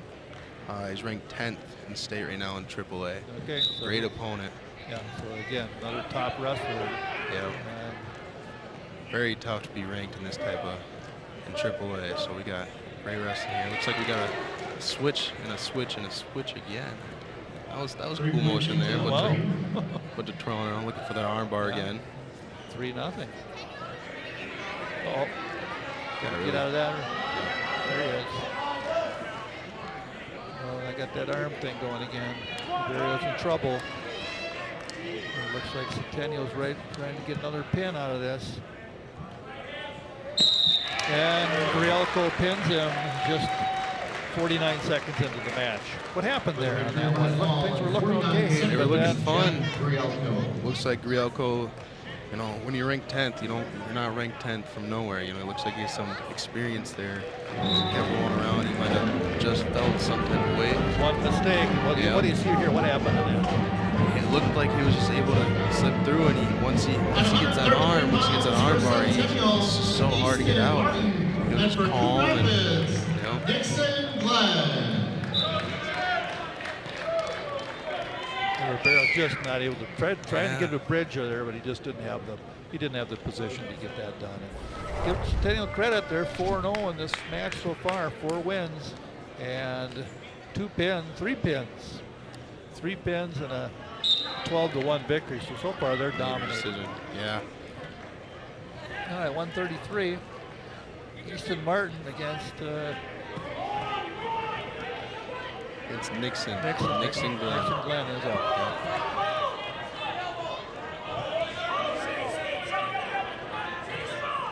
Got a front head here, he's looking to snap down or to grab knee there.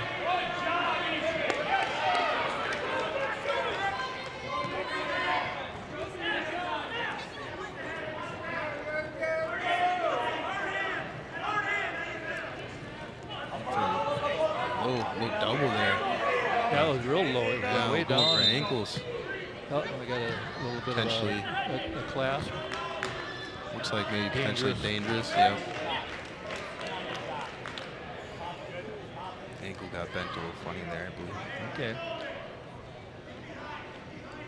A little timeout to fix some equipment there again. The headgear issue. Martin gives the coaches a chance to say, okay, you're doing so far so good here. Let's keep working on that with only 45 seconds done in the first here, but no score. Coon Rapids could certainly use some points in this match. Yeah, I think they're talking to Nixon right now, trying to see what's open. Coach is really getting to him. Maybe trying to do something from feet to back here, try and get a pin in this scenario. And for thinking on Coon Rapids side, we gotta really start picking up these matches now. Yeah, these things are getting out of hand. Yeah. They're already down 22. That's a lot of points to try to make up when you have some good wrestlers coming up yet for both teams. But certainly there's another ranked wrestler for each team coming up. Headgear, well, yeah. That's not fitting right. Adjust that. Yeah. I need to switch headgear or something like that. And strap loose or something.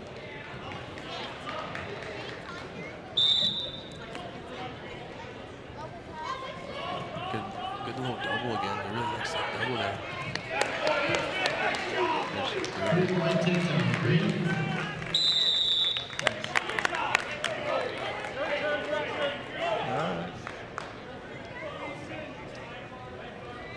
Nixon's got to just try to hang in there. Down 3-0.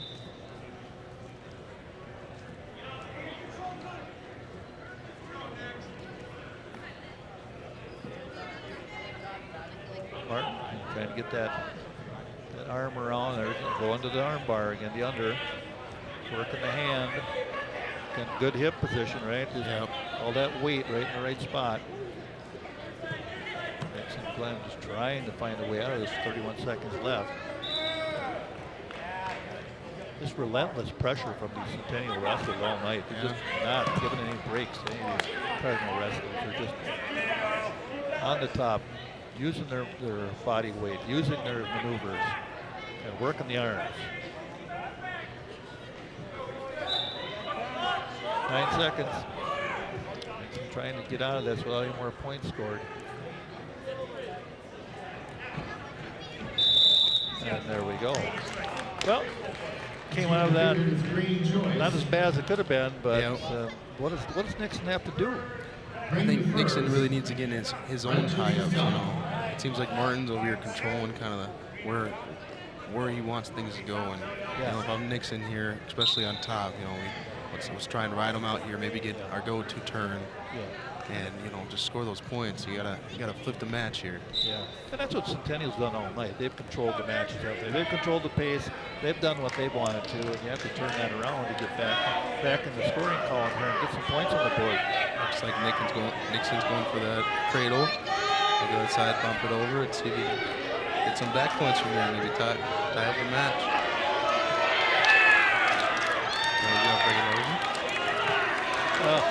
Just great.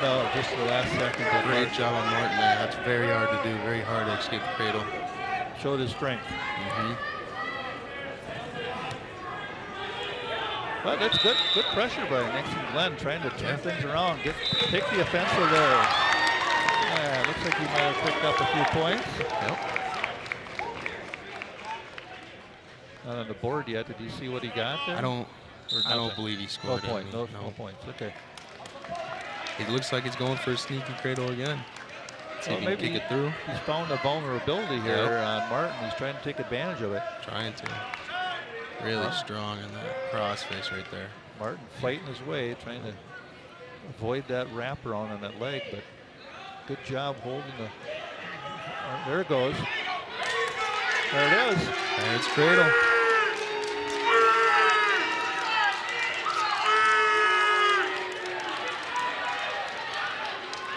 That's got to be a pin. Boy, oh boy, how did that not get? It's there. It's right there.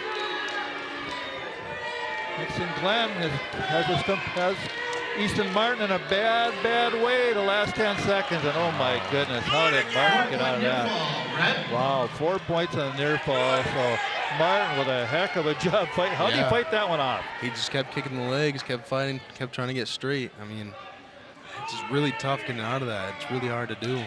And Martin's been finding a way, hasn't gave up. Looks like Nixon's going for another cradle here. Well, he definitely has the advantage right now. He's tiring his opponent out. And he got the lead, so that was a very good period there for Nixon Glenn. Big turning point there. It's green choice. Green chooses neutral. Well, Nixon has the lead. What does he have to do in this third period, what do you think, Hayden? Right here, I don't know if I would be necessarily comfortable if I was Nixon here, because Martin's been the aggressor still. Yeah. So far, Nixon got the point off of riding. Yeah. But if I'm Nixon, I'm still going to try and work my plan A here. You know, you want to get that guaranteed lead. Yeah, he proved that he has the strength to hold in that cradle if he can just get him in that position again. Yeah. And Martin here, he has to be tired. Fighting through that cradle is not easy. Yeah, that is definitely it. So, and there we go. Nixon comes back with the lead. There he goes. Another takedown, 7-3 for Nixon Glenn. Trying to get a little momentum for Coon Rapids to get him back in the match. With Hibbler and Bridenstine coming up. Oh, Centennial able to try to get something going here.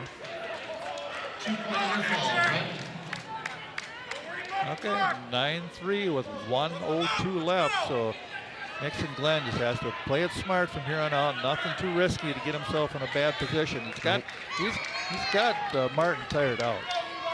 Yeah, if I was Nixon here, I'd keep going back to that cradle. I mean, Martin's getting so tired of defending that.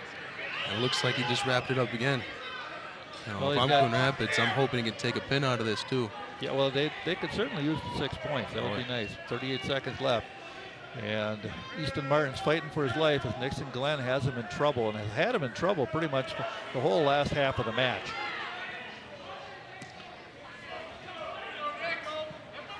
Martin just fighting his way, just trying to flatten out, trying not to get rolled over with 19 seconds left. Nixon Glenn trying to get, he's got to be tired too. He's been working trying to get that cradle going the whole time this period. Now he's almost there, 9 seconds left. So it looks like he might just get a win at 9-3, which is a good thing because they needed that. Good start for the Cardinals. And that looks like it's going to be it.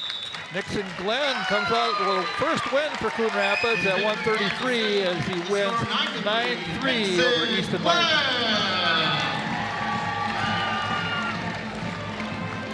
Well, it's 3 points on the board, and you've got a couple good wrestlers coming up. Another good matchup. We got, looks like Hibbler coming up next against probably Ian Shellstad. We'll see if that's who's coming out. At 133 pounds for Centennial, we have Ian Shellstad. Ian Shellstad. Rapids, Elijah Hibbler. Okay, I haven't seen Hibbler wrestle. What do you know about Hibbler? Hibbler is very fast. He's very twitchy. He likes wrestling from space, though. He's going to keep backing up. He's going to try and fight that hands, but he likes shooting from deep. Like there. Yep. You're going to see him do some different moves too. He's not like the matches we've seen. He doesn't like those ties. Okay. Just both guys sizing each other up, trying to see where their advantage might be. Again, Centennial wrestler. They got a lot of long, lean guys. There's a nice single leg. Gonna single up, try and score here. Funky business right there. Uh-oh, there he goes. Nothing yet. Nothing yet. A lot of action going there. Yep. Shellstad trying to, again, use his lanky size, long legs, and he's sprawling out. Very hard to take down once he gets to that Looks at that ankle pick. Shellstad's is built for that ankle pick. It's going to be hard for There we go. to There's our defend. first point. Yep. Hibbler needs to get to his stomach and find a way back out of this. See if he can go back to his plan A's. Yeah, because with 48 seconds left, 3-0 as Shellstad takes Hibbler down. And just on the edge. Again, trying to work that arm. Got working on that right arm right now. He's got it underneath him, but he's still got a hand on it. Looks like he's working on a ball and chain here. He's going to try. Oh, there we go. All right. Finally. Out of balance. That's exactly what Hibbler needed. He needed to get out of that because Shellstad had some things going there. Yeah, if I'm Hibbler, I'm trying to get out of there as soon as possible because Shellstad has such a long body. He can cradle. He can do a lot of things. That's just so hard for Hibbler to defend. Yeah. Right now, 20 seconds left in the first period. Shellstad in control. Only up 3-0 though, so Hibbler just has to play it smart here. He was trying to break that arm down again, and he did. Yeah. Right now, Hibbler is going to get out of this one down only 3-0. Red choice. So Ian Shellstad is up over Elijah Hibbler 3-0, but they pretty much controlled that second half of that period. Yep. Had a great scramble first when they're both on top. I want to see both of them back on top. Shellstad chooses bottom and Hibbler lets him up here. Going back to neutral. Yeah, probably a good idea because I think that Shellstad probably pretty good at escaping with that long leg reach of his. Oh, there's a good attack, and it looks like it's takedown. 3-point takedown, great. All right, 7-0 as Shellstad continues the attack for Centennial. Now we're way out of bounds.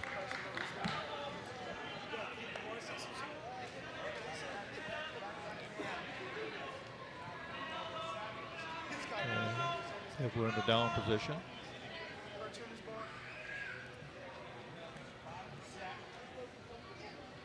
Okay, the referee hasn't sorted out. Here we go. When you got a guy that's that tall and long and lean, how do you actually get out of this position? It's if you're Shellstad. You just got to be quick. You can't let him get to what he wants to get to. Which he's doing right now. Exactly. So you got to just right away get out of that. 'Cause once he starts working, you getting the hips in the right place, using that arm bar, getting you tired out, you're in trouble. Yep. Right now, if I was Hibbler, I'd be fighting to get that arm back right there. And I'm trying. He can't. Explode up. No. Shellstad's doing a great job hanging on to him, staying heavy. Well, I think being his a brother tough at rider. 114 was a good wrestler too. I'm guessing they're brothers. So. Okay. Hibbler find out the arm bar. Keeps scrambling out of that Yep. because he's finding it very difficult right now with Shellstad going to a couple of signature moves. 54 seconds left in the second. 7-0 for Shellstad. Head liver there by Shellstad. Holding Again, Hibbler just- down. we've seen this all night. Yep. Just body position by Centennial. Yeah. Very good fundamentals. You got to build your base here. If you don't, it's going to not be too pretty for Hibbler. Yeah. So that arm, oh, he's got the turn now. Now we Yep. got to keep fighting it. It's trouble. Got him in a near fall. Got the hip, all the weight over him. He's, I think, there he goes. Good job by Hibbler. 17 seconds left to fight. Another 4 points though. 10-11-0. Well, Centennial's been very impressive so far. I'll tell you that right now, Hayden. They look like a really tough squad. Very aggressive out there. 2 seconds. Hibbler gets out of that, but he's down 11-0 after It's 2. red choice. Red choice is going to show. Well, he just wants to avoid getting pinned and Yep. try not to have a technical fall, right? See if he can get some points. But not easy because a very good wrestler, Shellstad is. Wow. He just able to outreach him there. yeah, and he just didn't give up. Once he No. had his momentum, he just kept driving. Yeah. And now we're up to 14.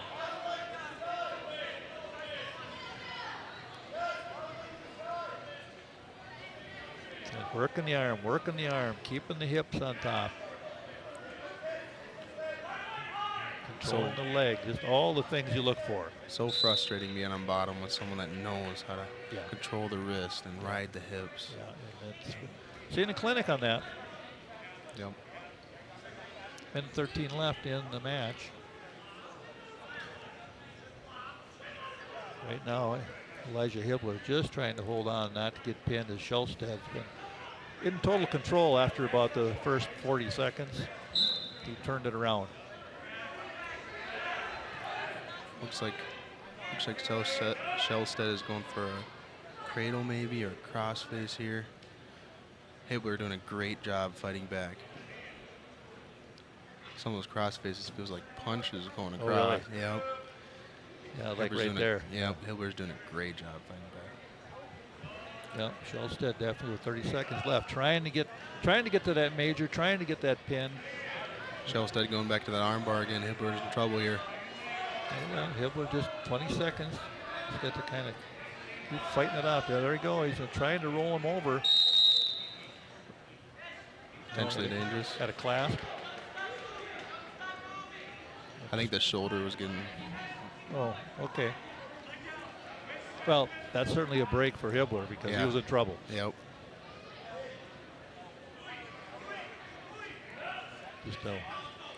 Just a warning. Looks like Shellstad's letting Hibbler up. Right He now, got 1 point. It's 14-1. right now, if I'm Shellstad though, he's only one score away from tech falling. Uh-oh, there it is. Got him lifted up. Oh, no, look at that. He got him almost on his back. He got his point. There it is. Tech And talk. there's a tech. Yep, that's what tech Hibbler ball. was trying to avoid, but he just didn't get it. For the tech fall with 5 minutes, 55 seconds. Ian Shellstad. Well, things not going very well for the home team right now. They're down 27-3 after 6 matches. But if there's any hope for him, we got another top wrestler coming up here. Better top 10. Pounds for Centennial, Yeah, we got Ben Jack Johnson. Bryanstein coming up. And for He's Coon ranked Rapids, 5th at Jack 139. Bryanstein. Well, He's also one of Coon Rapids Cardinals captains. well, Jack, let's hope he can get things turned around. He's also a AAA winner here at Coon Rapids. That's quite an award when you win the AAA as a young man in your school. So good for him on the academic and also art side. Looks like Jack's looking for a single here, maybe popping his head out the side. There it is. And it looks like 3-point takedown, Red.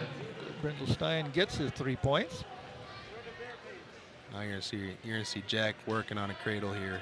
Very, very heavy on top, very strong with the cross face. Just gonna pull it over. There's that cradle. Great job by Johnson by breaking that cradle as soon as he can, but Bridenstine's just so quick.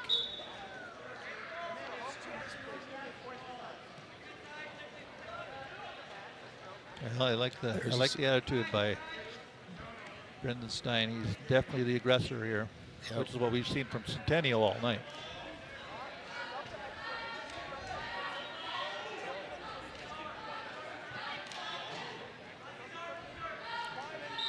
Nice breakdown as Johnson tried to bridge. Brendan Stein just kind of broke him down by putting his knees right in the back of his knee leg there, and knocked him right back down to the bottom. 52 seconds left. Looks like Brendan Stein up 3-0, 3-1. Bridenstine going with the outside single there, driving out. And another three-point takedown. Good job by Jack on that one.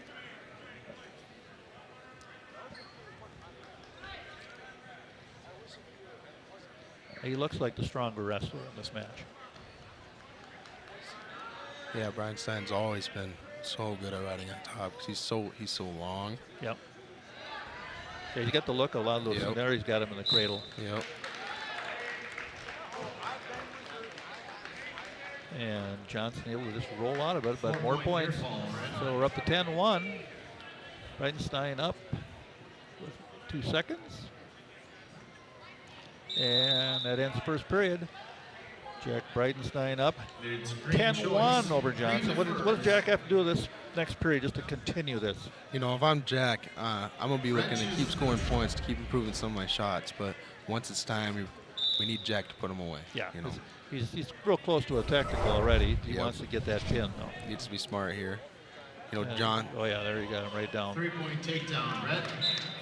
Okay, I got him in a good position. Got the arms controlled. Johnson trying to bridge out of that, but just Johnson driving. Doing a great job fighting off his back. Let's see if, another 4. And that should be That's the a tech technical foul. foul. Okay, well, all right, well, there we go. Cardinals get a big win at 145. Bridenstine gets a technical foul, and that gets our score up to 27-8.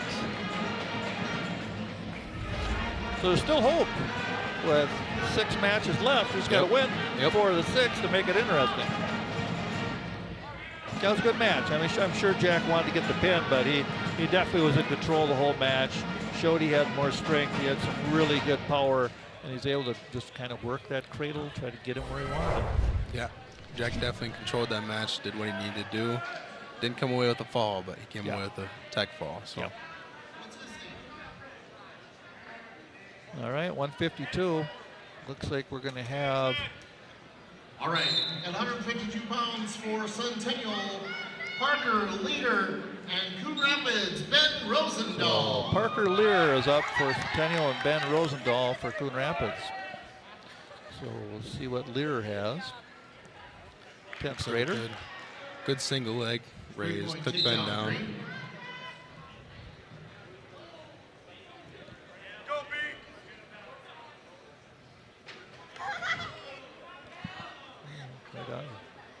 They're the aggressor right out of the gate here. On Ben here, got to stay long, try and fight off the back. And he got himself in a bad position. Bad position. Cradle. Gotta keep fighting here. He's gonna be in trouble here.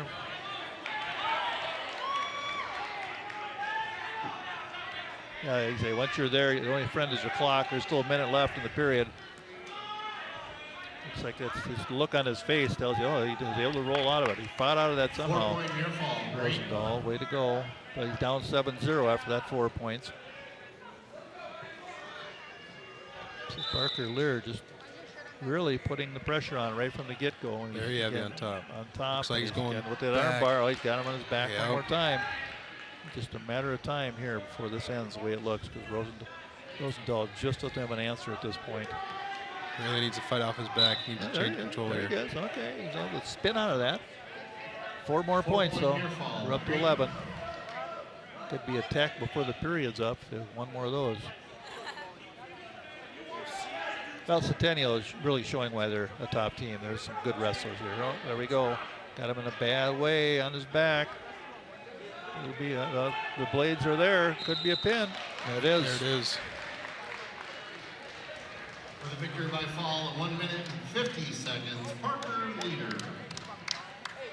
Great match by Parker. He really controlled the match there. He definitely dominated that one. Well, 33-8 Centennial. They're showing you why they're one of the top teams in not only the Northwest Suburban, but also in the state in AAA wrestling, because they have dominated this match. At 160 pounds for Centennial, Jack Rugesager, and for Coon Rapids, Gavin Conaway. Well, what do we know about Rugesager for Centennial? He's another one of those top wrestlers, isn't he? Yep, we do. We got Rugesager is ranked 10th at 160 pounds for Centennial. Another great wrestler. It's hard to be ranked in this AAA division. And Conaway has his work cut out for him, but we'll see how he holds up here in the first period. Right away, it looks like Rugesager, the aggressor, coming out, trying to. Great by Gavin by breaking out of that.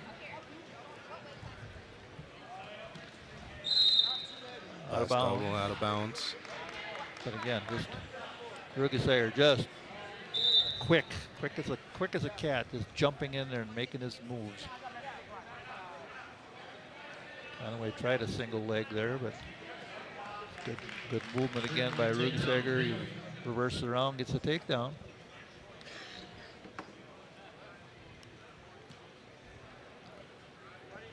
Rugesager with a great claw ride right here, putting all that pressure right on top. Yeah. And we've seen that over and over again. Yeah.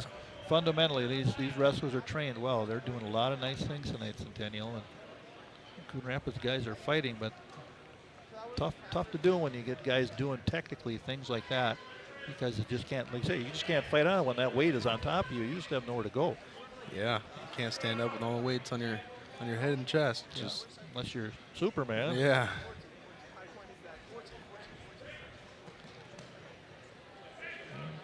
Conaway just keep going. 37 seconds left. He's only down 3-0. From Gavin, I'm really focusing on not letting him get that wrist back, because all of his fellow teammates in Centennial are really so heavy on that wrist, and he's going to try and take it back and put it in an arm bar. Yeah, I mean, Centennial's so good at those arm bars. Yeah, they definitely train that, don't they? Yeah. So going in, you know that's happening, but to defend it's a whole other story. Yeah. Okay. Looks like he has him in a tough spot with 6 seconds to go. Conaway just has to keep fighting his way here, because, all right, out of bounds, 0.9, 4 more points, so 7 zip with 0.9 left, so.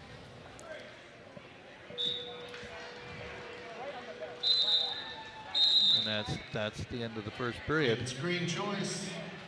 Rugesager up, Green big, defers. 7-0. Red chooses neutral. Kind of sound like a broken record tonight, I'm afraid to say, for the home team. Centennial is ready to go. Oh, quick. 3-point takedown, Green. There he is with that arm bar again. Yeah, we're up to 10, and now we might have a real problem here, and that's it. Another fall. So at 160, 2 minutes and 16 seconds. Jack Rugesager pins Gavin Conaway, and Centennial goes up 39-8.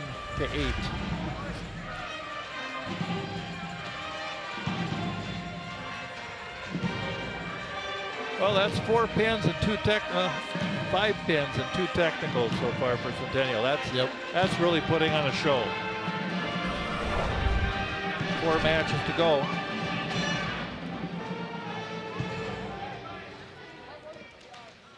See who we have coming At up here. 172 pounds for Centennial, Grant Moffitt, and for Coon Rapids, Vache Ibrahadizi. Vache, another Coon Rapids Cardinal captain, coming out here. Okay. Here to score some points. Funky wrestler, So too. they, gotcha. Vache, there he goes.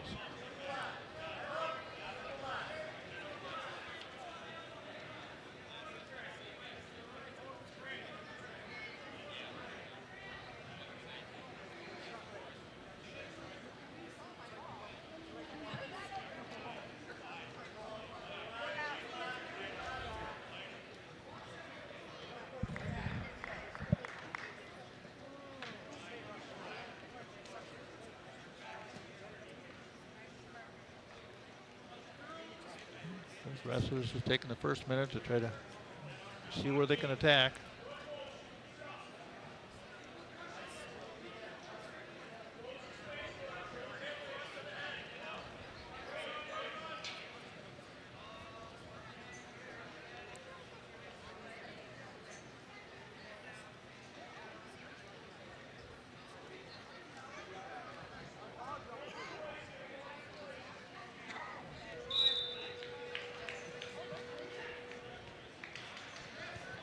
Well, 35 seconds left, no score yet. Both wrestlers just kind of a little cautious.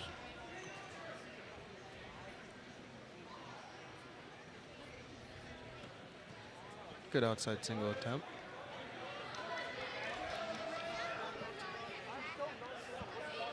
Just kind of gave that one up. Didn't have the advantage he wanted. Decided start again. Trying for a double leg. Hard hand fight here by both wrestlers. And there you go. The end of the first period. No score. It's red choice. Red chooses down. Bocce chooses down here. Thinking of score first here. Okay.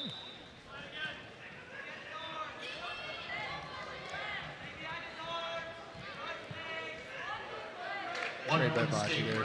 Getting the hips away. All right. Turn very the corner. good. So he got his point over Moffitt.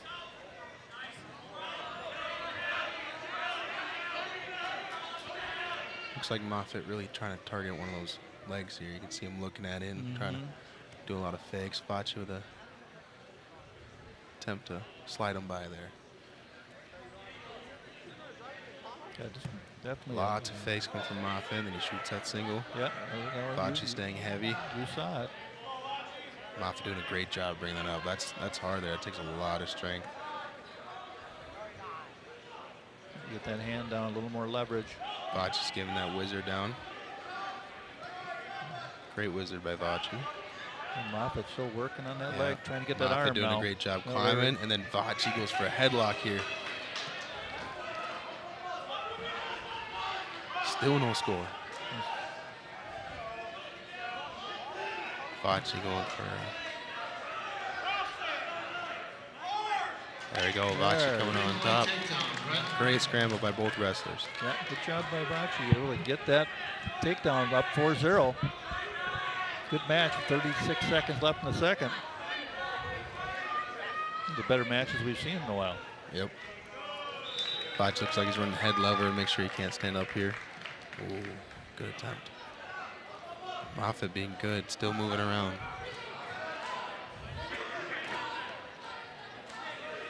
Yeah, looks like we might have a point coming up here. No? No, not yet. Bocce's still doing a good job controlling with 9 seconds left.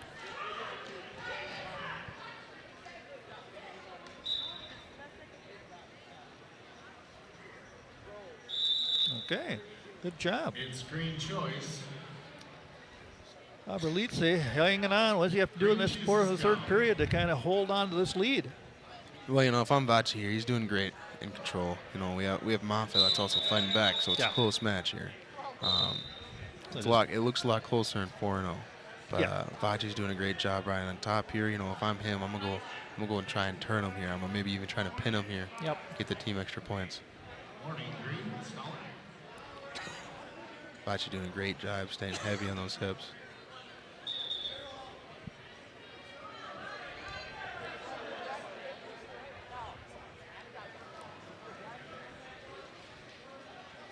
Moffitt trying to switch here.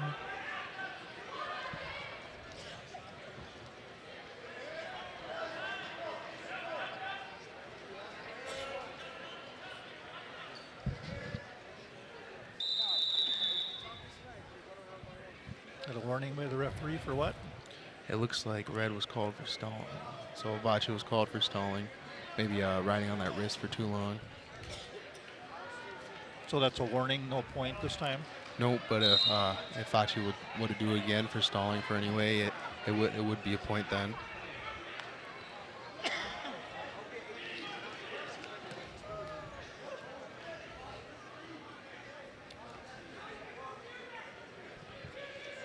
Bocce's trying to 2-on-1 roll through. Moffitt doing a great job rolling through with it, though. Moffitt just not giving up on bottom.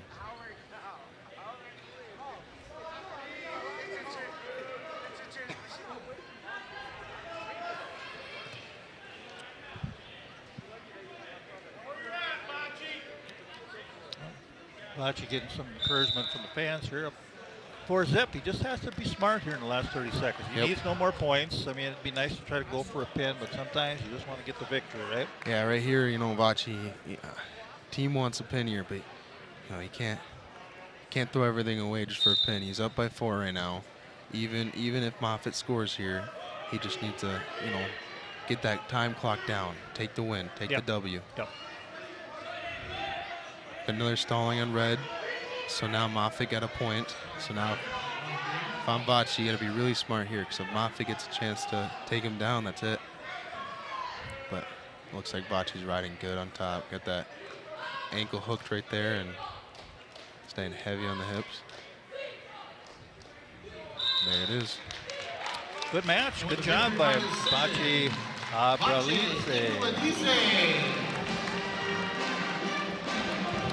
Well, they needed that. It's nice to get a win here late in the match. Only makes the score 39-11, but still, you want wins. And that's their third one of the match.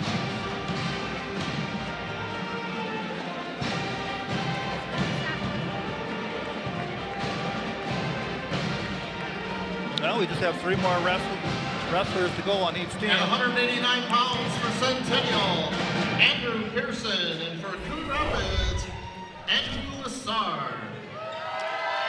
So Lassard's coming back out. We saw him against Osseo. He had a good match. He had a win.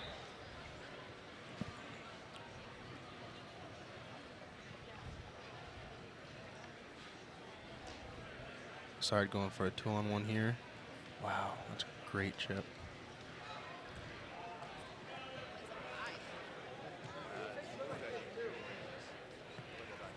Three-point takedown, great.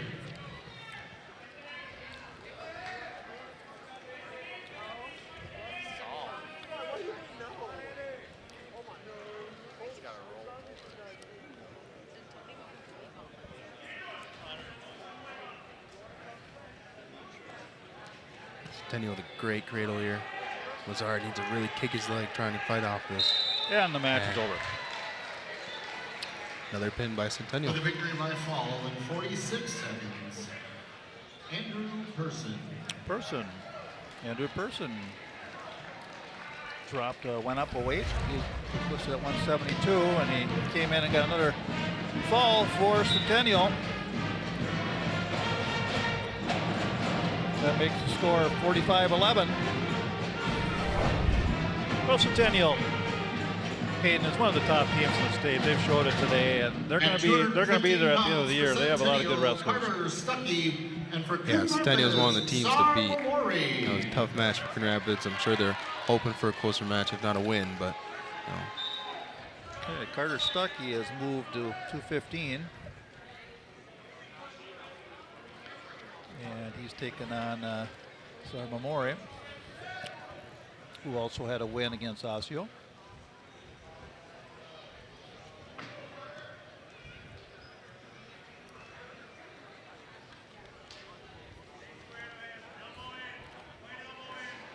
We saw Stuckey in that last match against Osseo, and he really worked the arm hard. So we'll see if he keeps that tradition going for the Centennial squad. That's their bread and butter. Good ankle pick by Sar here.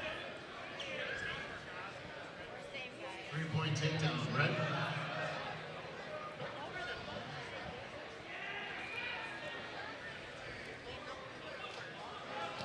Mari up 3-0 with that takedown. Minute left in the period.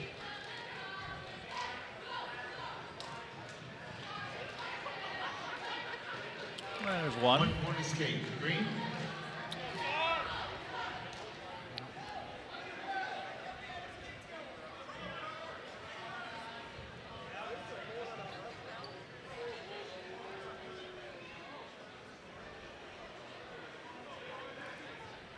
.40 seconds left.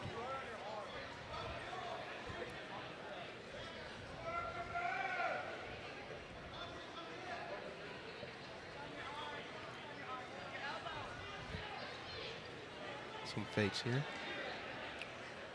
I'm just trying to get some hand control so they can do that. Shoot for the leg. So far, good job by Mamori not letting him do that.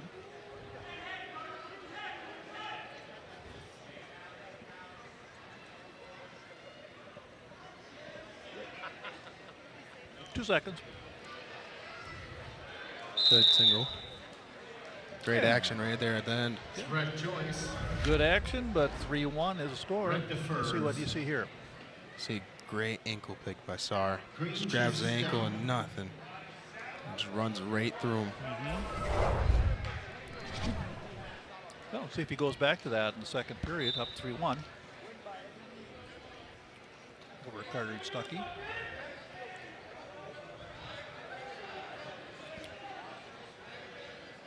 So far, doing a good job with hip position, keeping things there. Yeah, I'm Carter Stuckey here. I gotta really try and build my base again. You know, Sar's riding so heavy on top. Yeah, and that's what he's doing when he's up Yep. against a longer, a little bit leaner opponent. He's got a little more weight in the core. Just get that over the Yep. top. Heavy cross face by Sar. Going for a cradle here. I'm stuck here. You gotta extend now. You can't bring that back.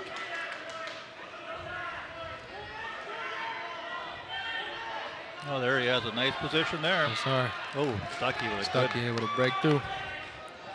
and he fought his way out of that. Wow. Yeah, that's hard to do. 3-2. Yeah, that was tough because I thought for sure that Mamori had him in the position he wanted, but Stuckey stuck with it.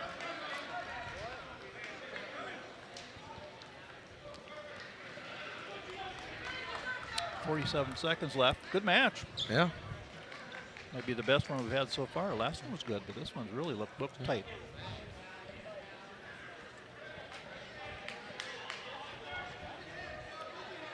Seems like Sar is controlling this match so far, and Yeah, he just has to be smart, look for his Yep. spot because Stuckey's a little long and lean, and there he goes. Stuckey staying in the match here too.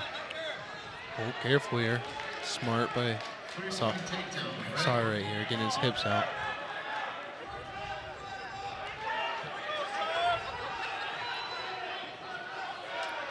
Ten seconds. Stuckey fighting to get away. Gotta bring up trip here. Oh, and he get Wow, it at right the at the end. last second. Great job by Stuckey. Red choice. Fine to the last second right there. 6-3. Red chooses down. Yeah, that was definitely good action in that period. But Mamori definitely controlling, but Stuckey a little crafty. He's using that power just try to make sure he doesn't get in the worst position he can be in. The takedowns are getting points, but he's able to not get on his back.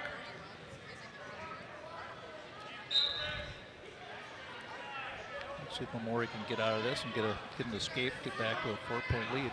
There he does, reversal. Great switch there. Sar created space with his hips, waited for Stuckey to lean into him, and then get a great switch. Throw him right over his shoulder. Great reversal. So right now if I'm Sar, I'm gonna try and work to that pin here. Try and get that team that pin. Yeah. We know Sar knows he can get him in that cradle. And Stuckey just fighting for life, just Yep. trying to stay in that base, trying to keep tight. Yep. Now he's got a little opening. Again, once again, try to step out of it. He's strong when he steps up, isn't Yeah. Escape. Great. he? 8-4 with 1:14 to go. Again, Sar has the match. He just played smart the last minute here. Tried to certainly get the win. Stuckey's just been difficult to finish because he just finds a way to escape. He's done that twice.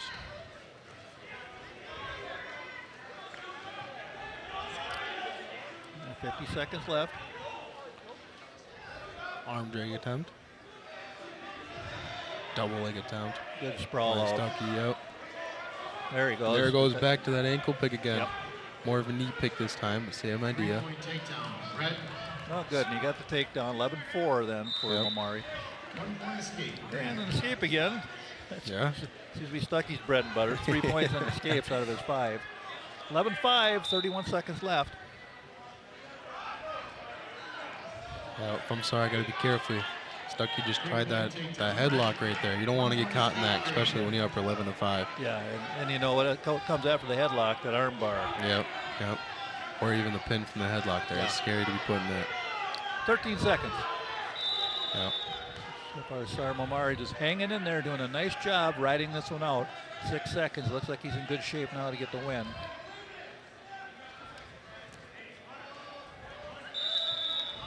And there it is. There it is. 14-6. Good job by Sarmamari as he's able to take down Carter Stuckey and score of 14-6. get some points on the board. So a major decision gets the Coon Rapids team up to 15. 45-15 with the heavyweight to go. Your class. What are you looking for here? Yeah, I'm looking for some movement here. I'm seeing Hussein. Hussein, relatively new to the heavyweight class. You know, Hussein wrestled all last year as a light heavyweight, so he's been doing great adjusting. Well, good. Looks like he's up against Braden Besh.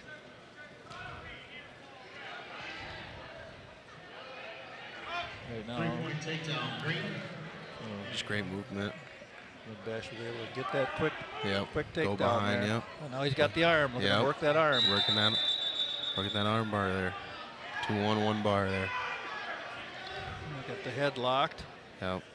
He's looking for the half and try and throw Hussein here. Yeah, he's working it hard. Hussein needs to build his base here. Can't let him get that arm back.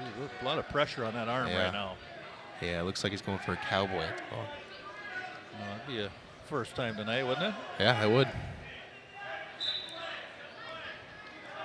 Minute left in the period.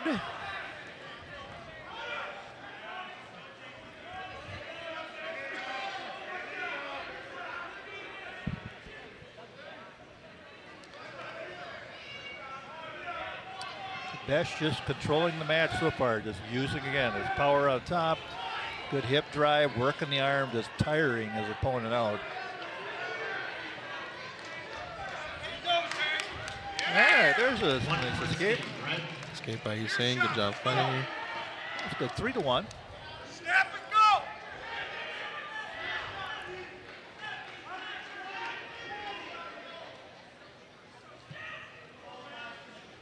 Besh with the good underhook here.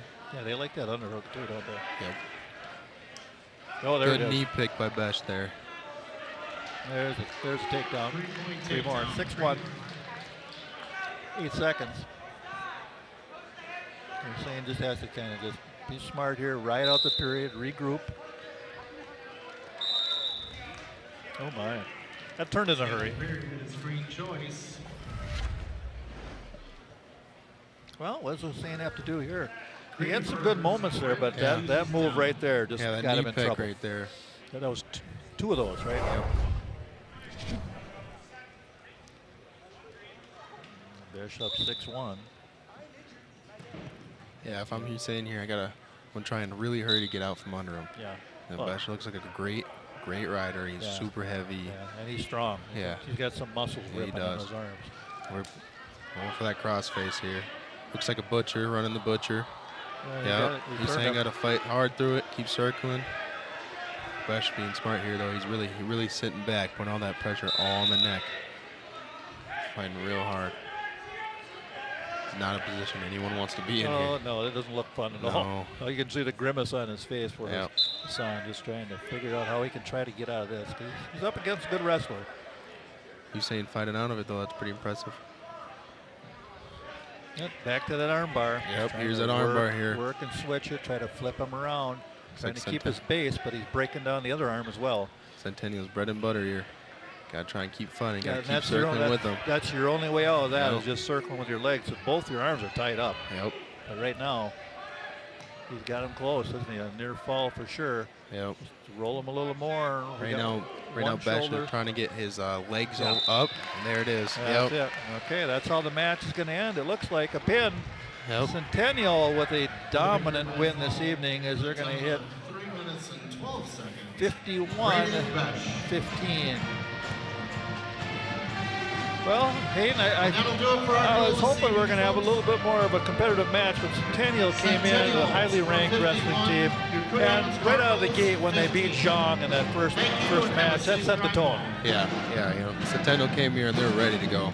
You know, kind of woke Cardinals up. We got a few guys that came back and fought back, but Centennial was just dominating the match today. Yeah, well, we want to thank everyone for joining us this evening, and Howie and Joe will probably be back for the next wrestling match, but I want to thank Hayden Skillings for his great job tonight, because it's nice to have a real wrestler next to us here in the booth. I mean, Howie thinks he's a wrestler, but you know, here's what we have coming up soon. Boys basketball coming up on Wednesday, continuing with Great Set Coon Rapids. Boys hockey, St. Francis is going to go meet the SLPCR team at the Crick on Saturday the 24th at 3 o'clock.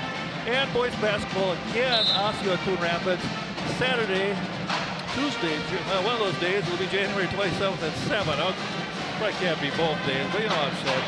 We want to thank everyone out there for watching CTN Sports. We thank you for all you do, keeping supporting this station and what we do.